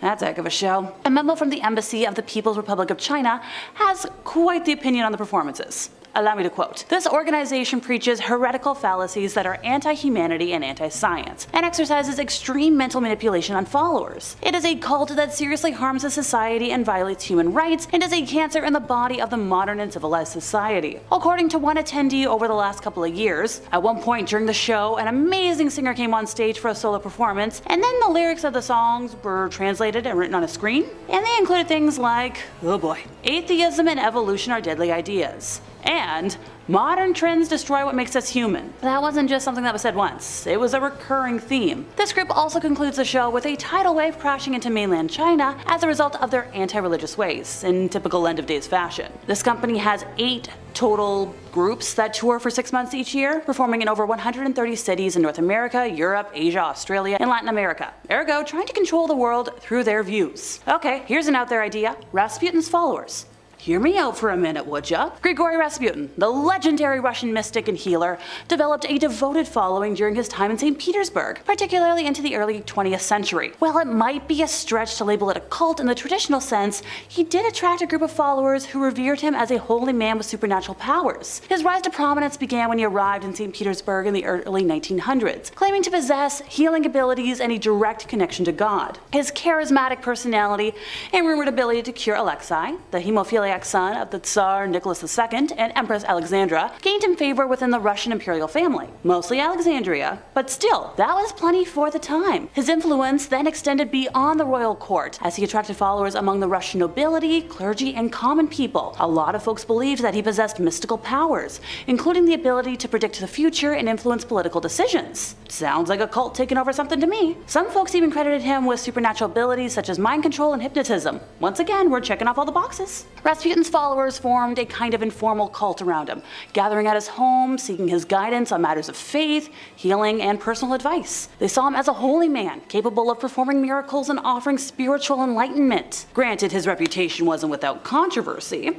His unorthodox behavior, including his heavy drinking, promiscuity, and rumored involvement in dark and depraved activities, led to a lot of speculation and condemning from both the Russian Orthodox Church and a lot of Russian society. The man liked to have coitus, and he liked to have it with his followers. Now, despite the criticism and opposition he faced, his hold over the imperial family remained strong for quite some time, because Empress Alexandra relied on him for advice and support. Granted, his influence ultimately became a liability for the monarchy, contributing to growing resentment and discontent amongst the Russian people. So, what happened? Well, in December of 1916, a group of nobles, alarmed by his influence and concerned about the state of the monarchy, were like, let's assassinate him. How'd they do it? Well, they poisoned him, they fired at him, and they drowned him. I don't have enough time to go into detail, but rest assured, if it takes that much to kill somebody, they're not human like you or I. While his followers might not fit the traditional definition of a cult, their unwavering devotion to him and belief in his supernatural powers played a significant role in shaping his legacy as one of the most mysterious and controversial figures in Russian history. Also,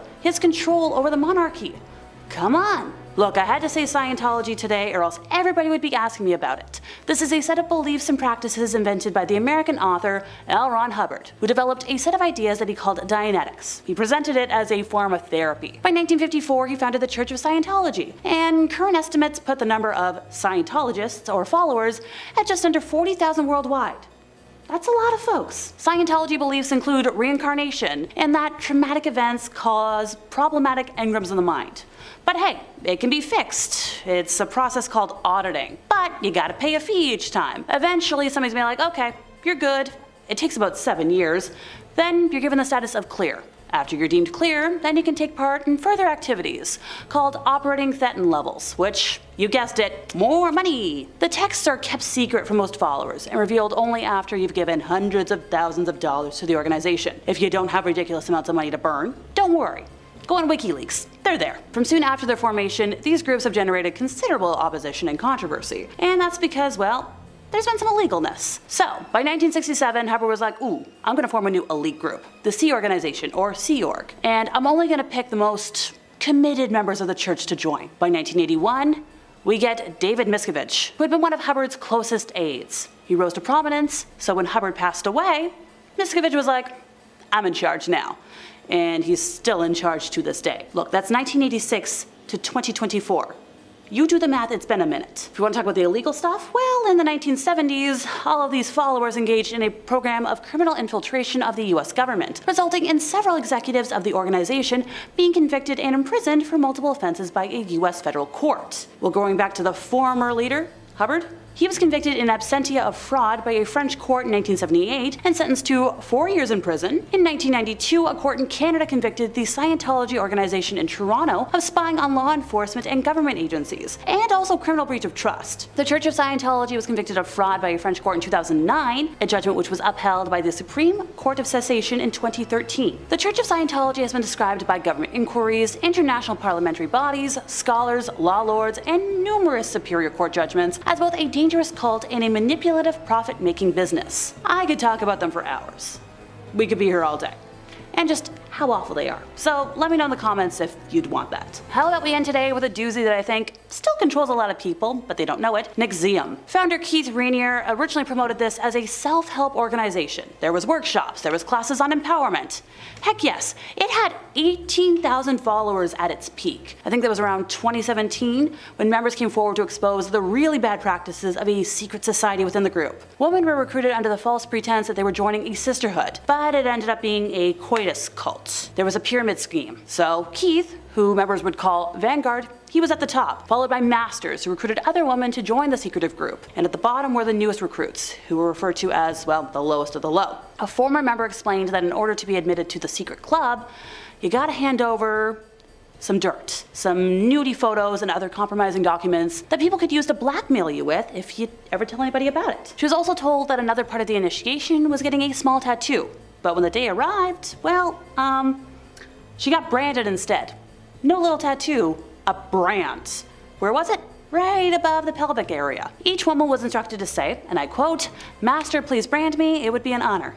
Icky. So fast forward to 2020, Keith was tried in court where more than a dozen women came forward with statements regarding his psychological and other icky misdoings. He was convicted of many crimes, racketeering, bad videos.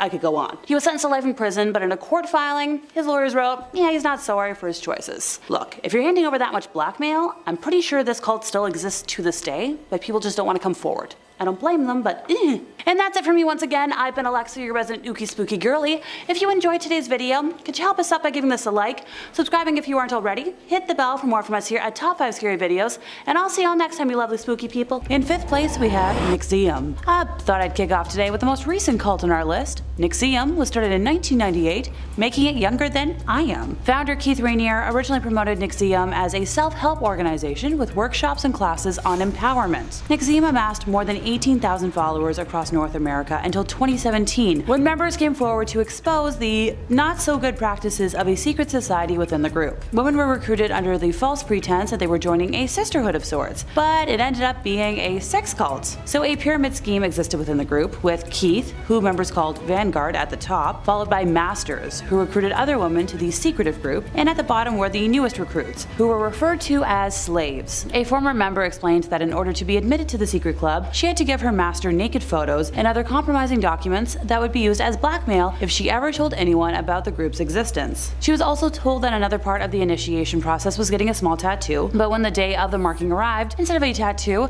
the new members were told to undress, and their master branded them with a design that included Keith's initials right above their pelvic area. Each woman was instructed to say, and I quote, "Master, please brand me, it would be an honor."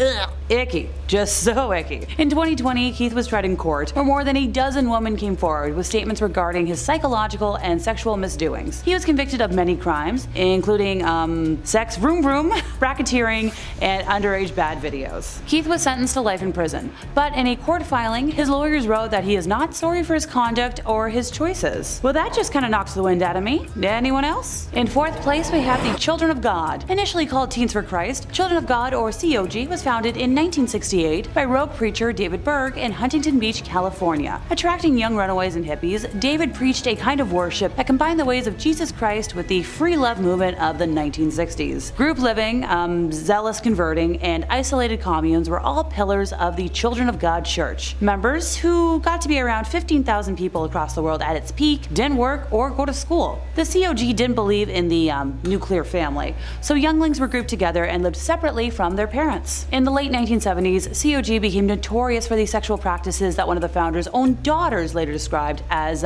religious sexual coercion. David coined the term flirty fishing, which was a sexual practice in which women would allegedly have sex with men to bring them into the cult. If that wasn't scummy enough, he also promoted and encouraged the sexualization of younglings within the COG community. As David manipulated the COG family with his sadistic practices, members started leaving the community, including the families of actors Joaquin Phoenix and Rose McGowan, who both grew up in the communes. Former COG members began coming forward in the early 1990s, describing an environment that permitted and encouraged the physical and sexual taking advantage of younglings. Ricky DuPuy appeared on a talk show in 1993 and revealed that he'd been ordered by the group to forcibly fornicate with someone barely in the double digits of age. Ricky later took his own life, sadly like many other members of the group, including the founder's son, Ricky Rodriguez, who was sexually taken advantage of throughout his life by his father and the group. Although David died in 1994 while under FBI investigation, the cult continues to exist and now goes by the name Family International, although the group claims that the horrific practices are a thing of the past. Sure.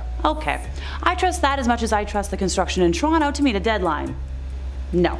In third place, we have the People's Temple. In the 1950s, Indiana resident Jim Jones founded a church that he claimed promoted socialism and equality with the religious elements of Christianity. So initially, he was a little more than, just like a charismatic hustler who faked faith healings by having audience plants pull chicken livers out of congregants' mouths. But as the years progressed, he demanded more and more of his followers. In the early 1970s, Jones moved his group to California and set them up in a commune-like settlement in the Redwood Valley. After he established several locations throughout the state, including its headquarters in San Francisco, the temple forged ties with many left-wing political figures and claimed to have 20,000 members, even though apparently 3,000 to 5,000 is a little more likely. Jones eventually came to believe that the nuclear war was imminent and moved his followers again to the South American country of Guyana, which he thought would be, outside the potential danger zone. The group lived there for several years as the People's Temple Agricultural Project, but after former members started speaking out against the church, San Francisco Congressman Leo Ryan decided to travel to Jonestown to investigate claims of not so good things. During his visit, a number of temple members expressed a desire to leave with him and accompanied Leo to the local airstrip at Port Kitsuma. There they were intercepted by self-styled temple security guards who opened fire on the group, killing the congressman, 3 journalists, one of the defectors, as well as injuring 9 others, including Ryan's aide, Jackie Spear. A few seconds of the incident were captured on video by NBC cameraman Bob Brown, one of the journalists who had their lives ended in the attack. That evening in Jonestown, Jones ordered his congregation to drink a concoction of cyanide-laced, grape-flavored Flavor Aid. Right. This is where the phrase drinking the Kool-Aid originates. All in all, 918 people died. This includes 4 that died at the temple headquarters that night in the Guyanese capital of Georgetown. Some members resisted ending their lives and were injected with fatal doses of cyanide, as were those too young to drink the drink, and some others survived by fleeing through the jungle. Until 9/11, it was the largest loss of American civilian life in history, which sends a chill down my spine to just think about. Just a teensy little side note, by the way. Surviving temple members of the mass death in the US announced their fears of being targeted by a hit squad composed of Jonestown survivors. Similarly, in 1979, the Associated Press reported a US congressional aide's claim that there were 120 white brainwashed assassins out from Jonestown awaiting the trigger word to pick up their hit. Temple insider Michael Prokes, who had been ordered to deliver a suitcase which contained temple funds, which were supposed to be transferred to the Communist Party of the Soviet Union, killed himself in March of 1979, 4 months after the Jonestown incident. In the days leading up to his death, Michael sent notes to several people, together with a 30-page statement he had written about the temple. He had arranged for a press conference in a Modesto, California motel room, during which he read a statement to the 8 reporters who attended, before, excusing himself, entering a restroom, and ending his life. The levels of brainwashing displayed here are just too deep to unpack. In second place, we have the family. Oh sure, because that totally sounds wholesome. Known as one of Australia's most notorious cults, yep, not an American one for once, the family began with Anne Hamilton Byrne, who was a yoga teacher who believed herself to be a reincarnation of Jesus Christ. Oh, right, and unlike all the other listings today, this one was founded, by a woman. She teamed up with parapsychologist Raynor Johnson in the mid-1960s to form what was initially known as the Great White Brotherhood.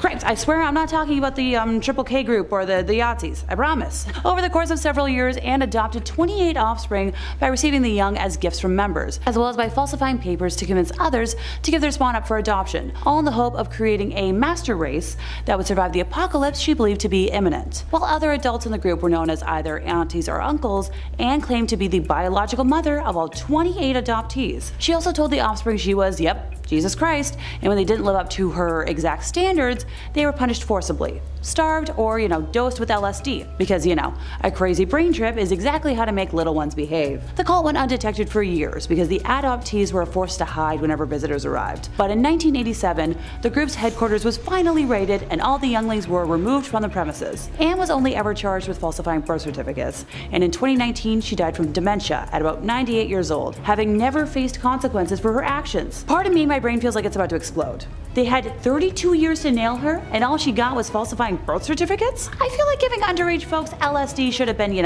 the priority of offense charging. In first place, we have Aum Shinrikyo. Founded by Shoko Asahara in 1984, Aum Shinrikyo is a Japanese new religious movement and doomsday cult who first made headlines in the late 80s amid accusations that Asahara was forcing members to donate money to the group and holding them against their will. Oh, pardon me, I'll backtrack for a moment. Although Aum was, from the beginning considered controversial in Japan, it was not initially associated with serious crimes. Aum's public relations activities included publishing comics and animated cartoons that attempted to tie its religious ideas to popular anime and manga themes, including space missions, powerful weapons, world conspiracies, and the quest for ultimate truth. Like many cult leaders, Asahara believed in an imminent doomsday, this time caused by a world war started by the United States. And of course, according to him, only his followers would survive. I feel like a broken record, but don't worry. This wouldn't be in first place if it wasn't worse than, drinking the Kool-Aid, giving underagers LSD, and branding.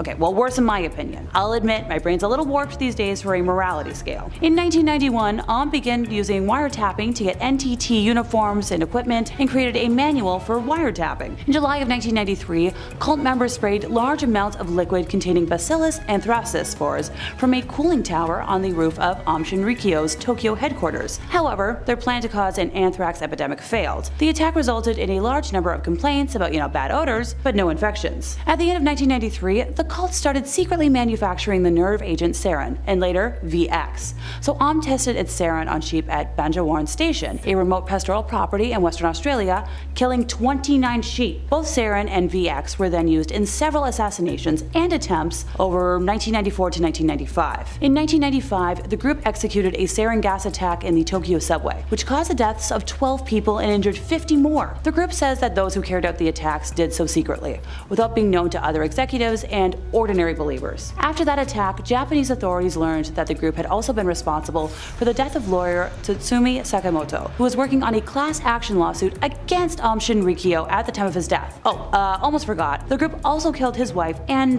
descendant. On the 6th of July 2018, after exhausting all appeals, Asahara and 6 followers on death row were executed as punishment for the 1995 attacks and other crimes. So I'm glad that, unlike the last leader I discussed, some justice was actually served in this situation. 6 additional followers were executed on the 26th of the same month. At 12:10 a.m. on New Year's Day of 2019, at least 9 people were injured when a car was deliberately driven into crowds celebrating the New Year on Takashita Street in Tokyo. Local police reported the arrest of Kazuhiro Kusakabe, the suspected driver, who allegedly admitted to intentionally ramming his vehicle into crowds to protest his opposition to the death penalty, specifically in retaliation for, the execution of the aforementioned cult members. How about we start off today with a UFO cult, known as the Superior Universal Alignment, also known as, wait for it, Lineamiento Universal Superior. It was founded by Valentina de Andrade in 1981. She claimed to have received messages from extraterrestrials warning her of destruction.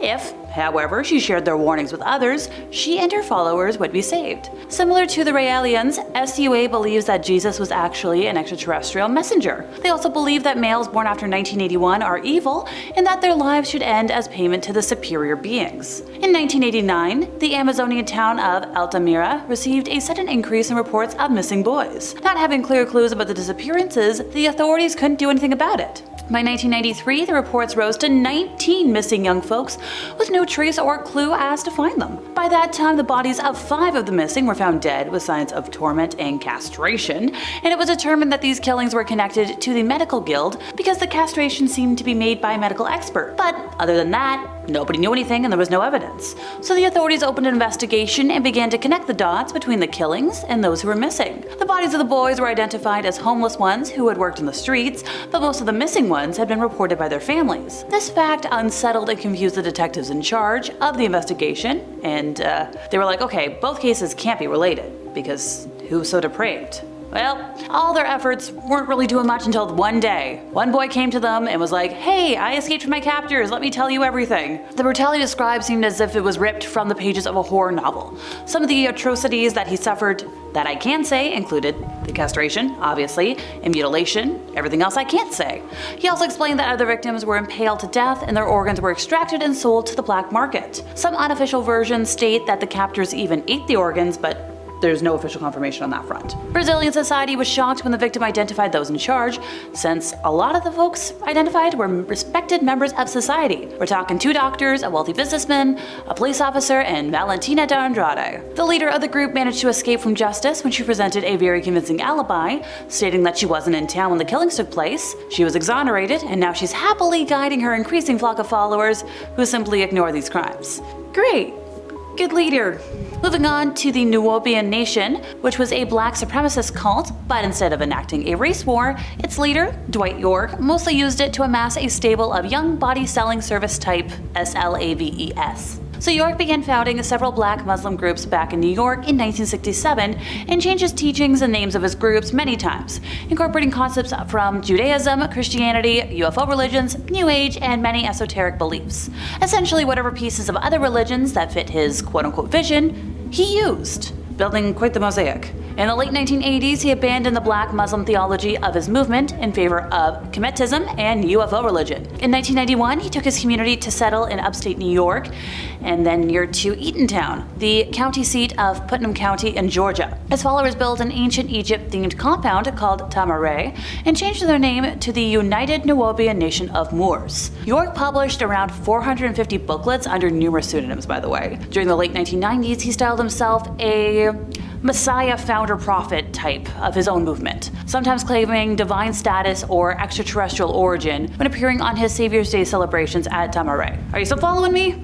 Swell, because we're far from done. By the year 2000, the United Nubian Nation of Moors had around 500 followers. Granted, they did draw thousands of visitors for Savior's Day ceremonies. Now, the followers kind of declined steeply after York was convicted of numerous counts of bad touching young people, racketeering, and financial reporting violations, and sentenced to 135 years in federal prison in April of 2004. The compound was sold under government forfeiture and demolished, and the Southern Poverty Law Center officially designated this group as a hate group. The group has taken numerous names though throughout its history, including, let's see if I can get this right, Ansaru Allah Community, Holy Tabernacle Ministries, Yamasee Native American Moors of the Creek Nation, which was also used in Georgia when York claimed indigenous ancestry via Egyptian migration and intermarriage with the ancient Olmec, and we've already talked about Nubian Nation of Moors.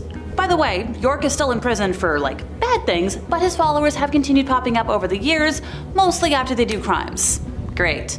As of 2010, some factions of the subculture in the United States appeared to continue to support York, portraying his conviction as a conspiracy by the white power structure. Malik Zulu Shabazz, chairman of the new Black Panther Party and York's lawyer, described him as a great leader of our people and a victim of an open conspiracy by our enemy. So, make of that what you will.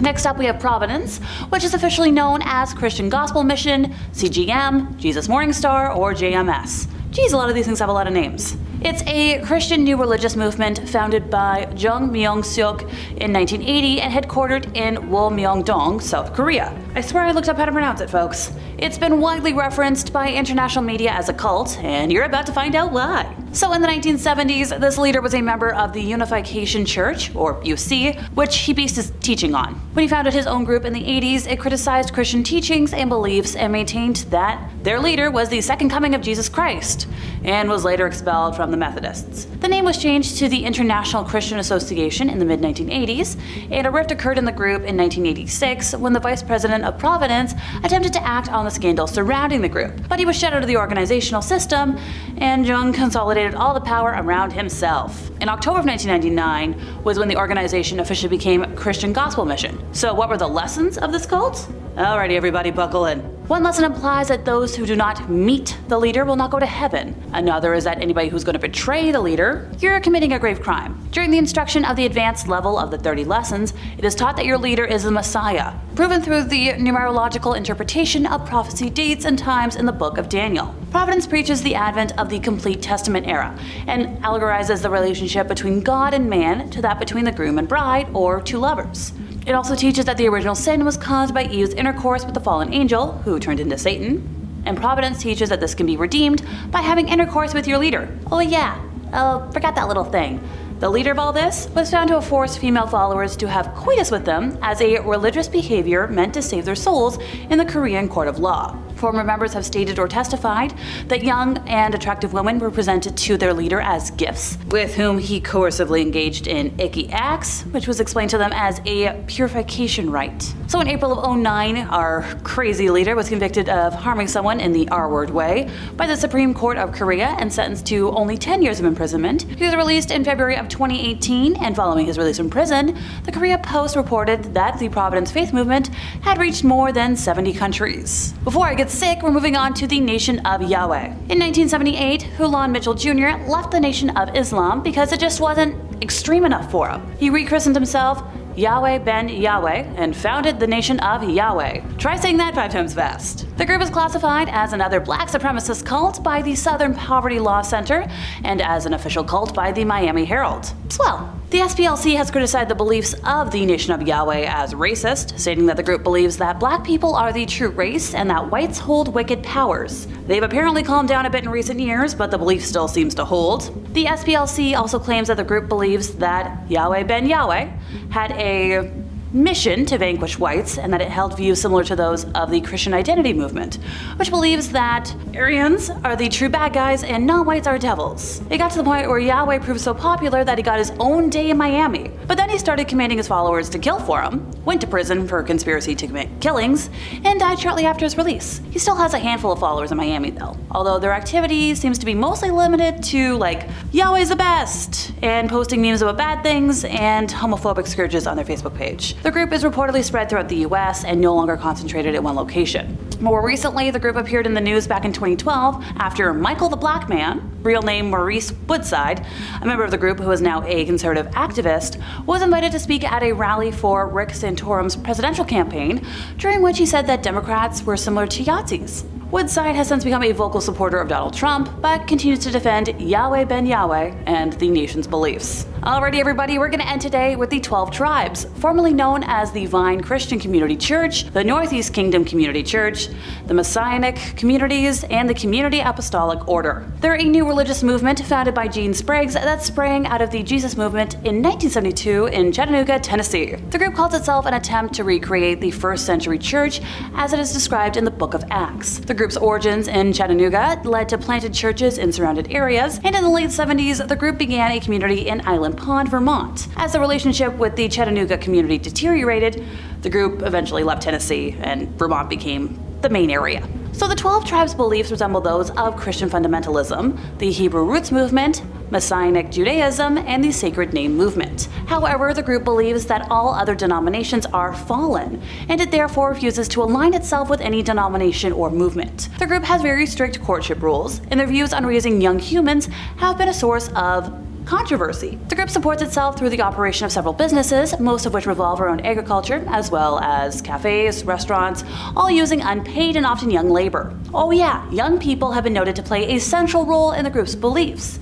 especially the sons. The 12 tribes believe that it is the parents' responsibility to properly enforce a consequence for sin, so as to allow young people to maintain the state of a clean conscience. So over time, future generations will be better equipped to deal with or overcome the faults of their predecessors. This will apparently enable future generations of the group to hopefully be the 144,000 of Revelation 7. If it wasn't already obvious, folks here are homeschooled, and within the group, young people are apprenticed to elders by the age of to be trained in crafts and specialized labor. The group acknowledges using corporal punishment with a reed-like rod, like a balloon stick, across the rear end, and many former members say punishments can include severe repetitions to the point of fluid release or collapse, and are often repeated daily. The group has obviously ignited controversy and garnered unfavorable attention regarding their practices and accusations of harm. They've been criticized for their beliefs and practices, including for their supremacist views towards Black and Jewish people outside of their membership. The group's teachings have been characterized as racist, misogynistic, and homophobic, and ex-members report excessive corporal punishment, failure to stop harm, and exploitation of followers for labor. Some governments and advocacy groups have labeled the group a cult, and well, I can see why. Number 5. The Cult of Dionysus.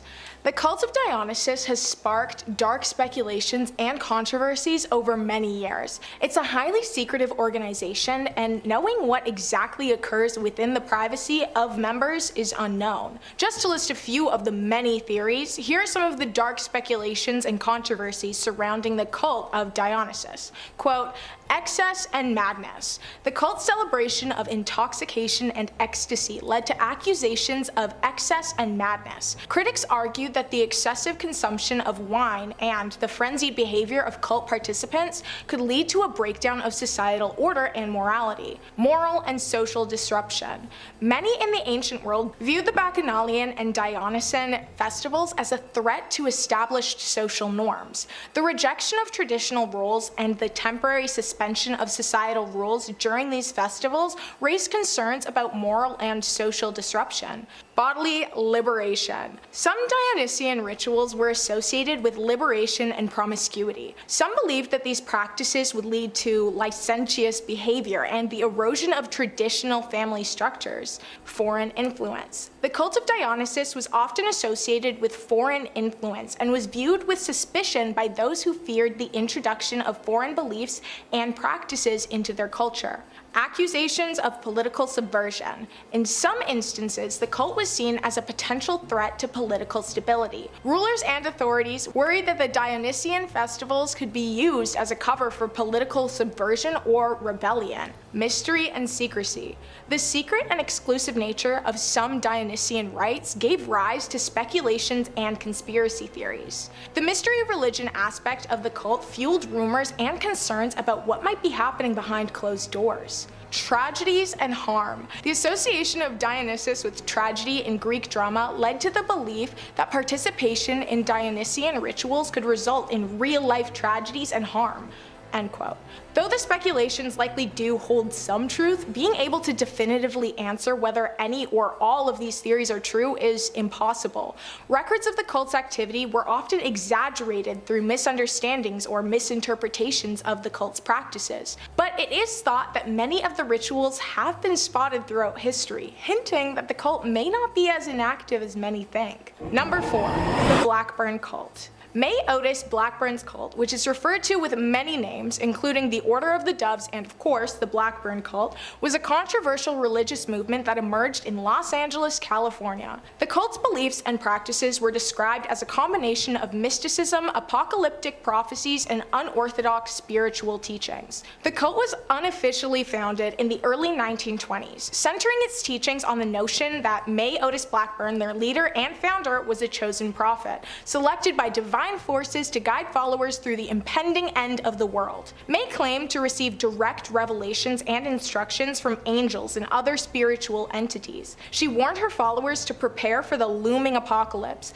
leading them into believing that only they would be saved from the cataclysmic events she spoke of. The beliefs also included select sections of witchcraft and mysticism, which actually led to legal troubles for May Otis Blackburn and her followers. In 1929, she, along with her son Raymond, faced a high-profile trial in which they were accused of practicing witchcraft and defrauding their followers. The trial received significant media attention and portrayed the cult as a group of radicals who manipulated their members for personal gain. May Otis Blackburn was a writer also. She produced numerous books and pamphlets to spread her religious doctrines and apocalyptic visions. These writings played a crucial role in spreading her teachings and attracting new converts to the Order of the Doves. Despite the cult's strange practices and legal challenges, it managed to gather a following during its existence. However, the relentless scrutiny from the law surrounding a certain body found under a house frequented by the cult and disturbed opinions from the public ultimately led to its disbandment.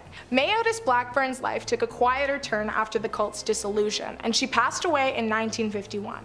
But to this day, it's not known certainly whether there are still practicing members, whether it be people who grew up in the cult or those whose parents raised them under the set of beliefs. Number 3.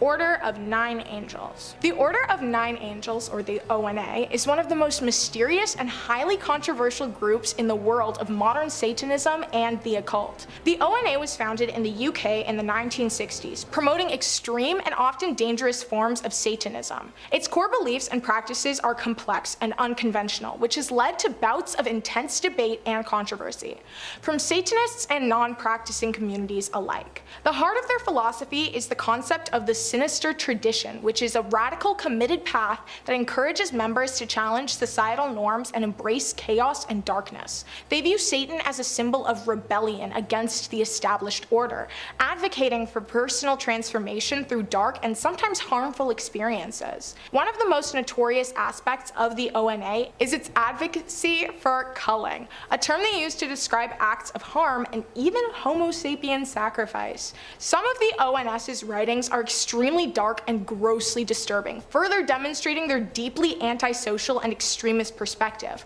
While they remain a highly secretive, tight-knit, and controversial group, their writings and philosophy have managed to spread widely and even found their way into other areas of the occult, impacting various forms of alternative spirituality. The Order of the Nine Angels remains a fringe and extremist organization to this day. Their beliefs and practices are widely criticized and condemned for their proud and loud promotion of harm and extremism. As with any belief system, it's important to approach their beliefs with caution and to be aware of the potential harm and danger it can pose, especially if it's taken to the extreme. Number 2. Sashiko Ido. The bizarre and disturbing saga of Sashiko Ido, the woman who would come to be known as the Drumstick Killer, began in 1990. It all started when her husband suffered a back injury, which not only incapacitated him, but also led him down a very dark path of drinking and gambling, which ended up pushing the couple into very deep debt, which eventually forced them to sell their home and move to a different town. In their new town, they became involved with a religious group, which was deeply involved in spiritual faith healing. But their involvement didn't last long because they used the organization's name without permission and were expelled. This led to Ido's husband experiencing a mental breakdown and disappearing without a trace in 1992. With her husband gone, the descent into her heinous actions began. She moved approximately 100 miles north of Tokyo and started performing spiritual healings. Ido proclaimed that she was a healer and a psychic, gradually making increasingly grandiose claims. She eventually declared herself a god who possessed the power to drive demons out of people. These statements quickly attracted a large following of devotees who flocked to her for services. Ido's cult grew quickly, with over a dozen believers and their family members living in her home and participating in rituals. Her rituals, involving drumstick beatings meant to end the dirty body and purify the soul, quickly escalated in aggression.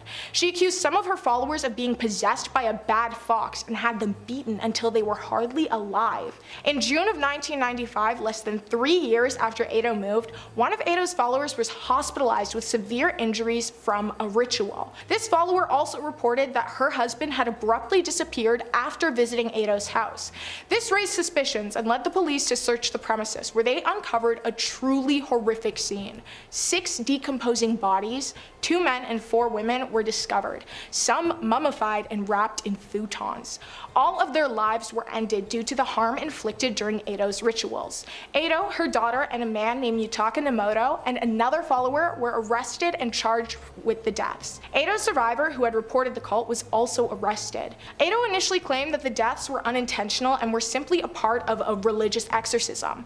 The trial resulted in Ido receiving a life-ending sentence, while her accomplices received prison sentences ranging from 18 years to life. On September 27, 2012, at the age of 65, Ido was hanged after several unsuccessful appeals, hopefully ending the belief system that she created, but no one's quite sure. Number 1. Temple of the Black Light. The Temple of the Black Light, which can also be referred to as the Misanthropic Luciferian Order, MLO, which is what I will be calling it because it's the shortest name. The MLO is a group associated with left-hand path spirituality and philosophy. MLO was founded in Sweden in the early 1990s, and it has gained popularity in cult theorists for its unique approach to Satanism and the left-hand path. The central notion of the MLO is the self-created worship that they call Chaos Gnostic Satanism. What sets them apart from many other satanic groups, MLO's beliefs are rooted in a drastic form of nihilism and a deep desire to embrace chaos, darkness, and spiritual rebellion. Honestly, real. They believe in an intangible force called chaos, which they see as a destructive, creative, and transformative entity that has great power and aims to oppose the order and constraints of the universe. MLO's members revere Lucifer as a symbol of enlightenment, liberation, and defiance against traditional religious and societal norms. However, their interpretation of Lucifer is much different from popular depictions of him. To them, Lucifer represents a dark and chaotic force that opposes established religion and the moral codes of society. The MLO is known for its extreme and often controversial writings, which explore the esoteric beliefs of the religion in depth. Their texts often feature highly complex and cryptic symbolism, which is intended to be understood by those who are deeply committed to the group's philosophy and not for those outside. I mean, that's a good way to reject skeptics. Like, if skeptics were like, dude, this text doesn't make any sense, the members could just say, yeah, well, duh, you wouldn't get it. You can't sit with us.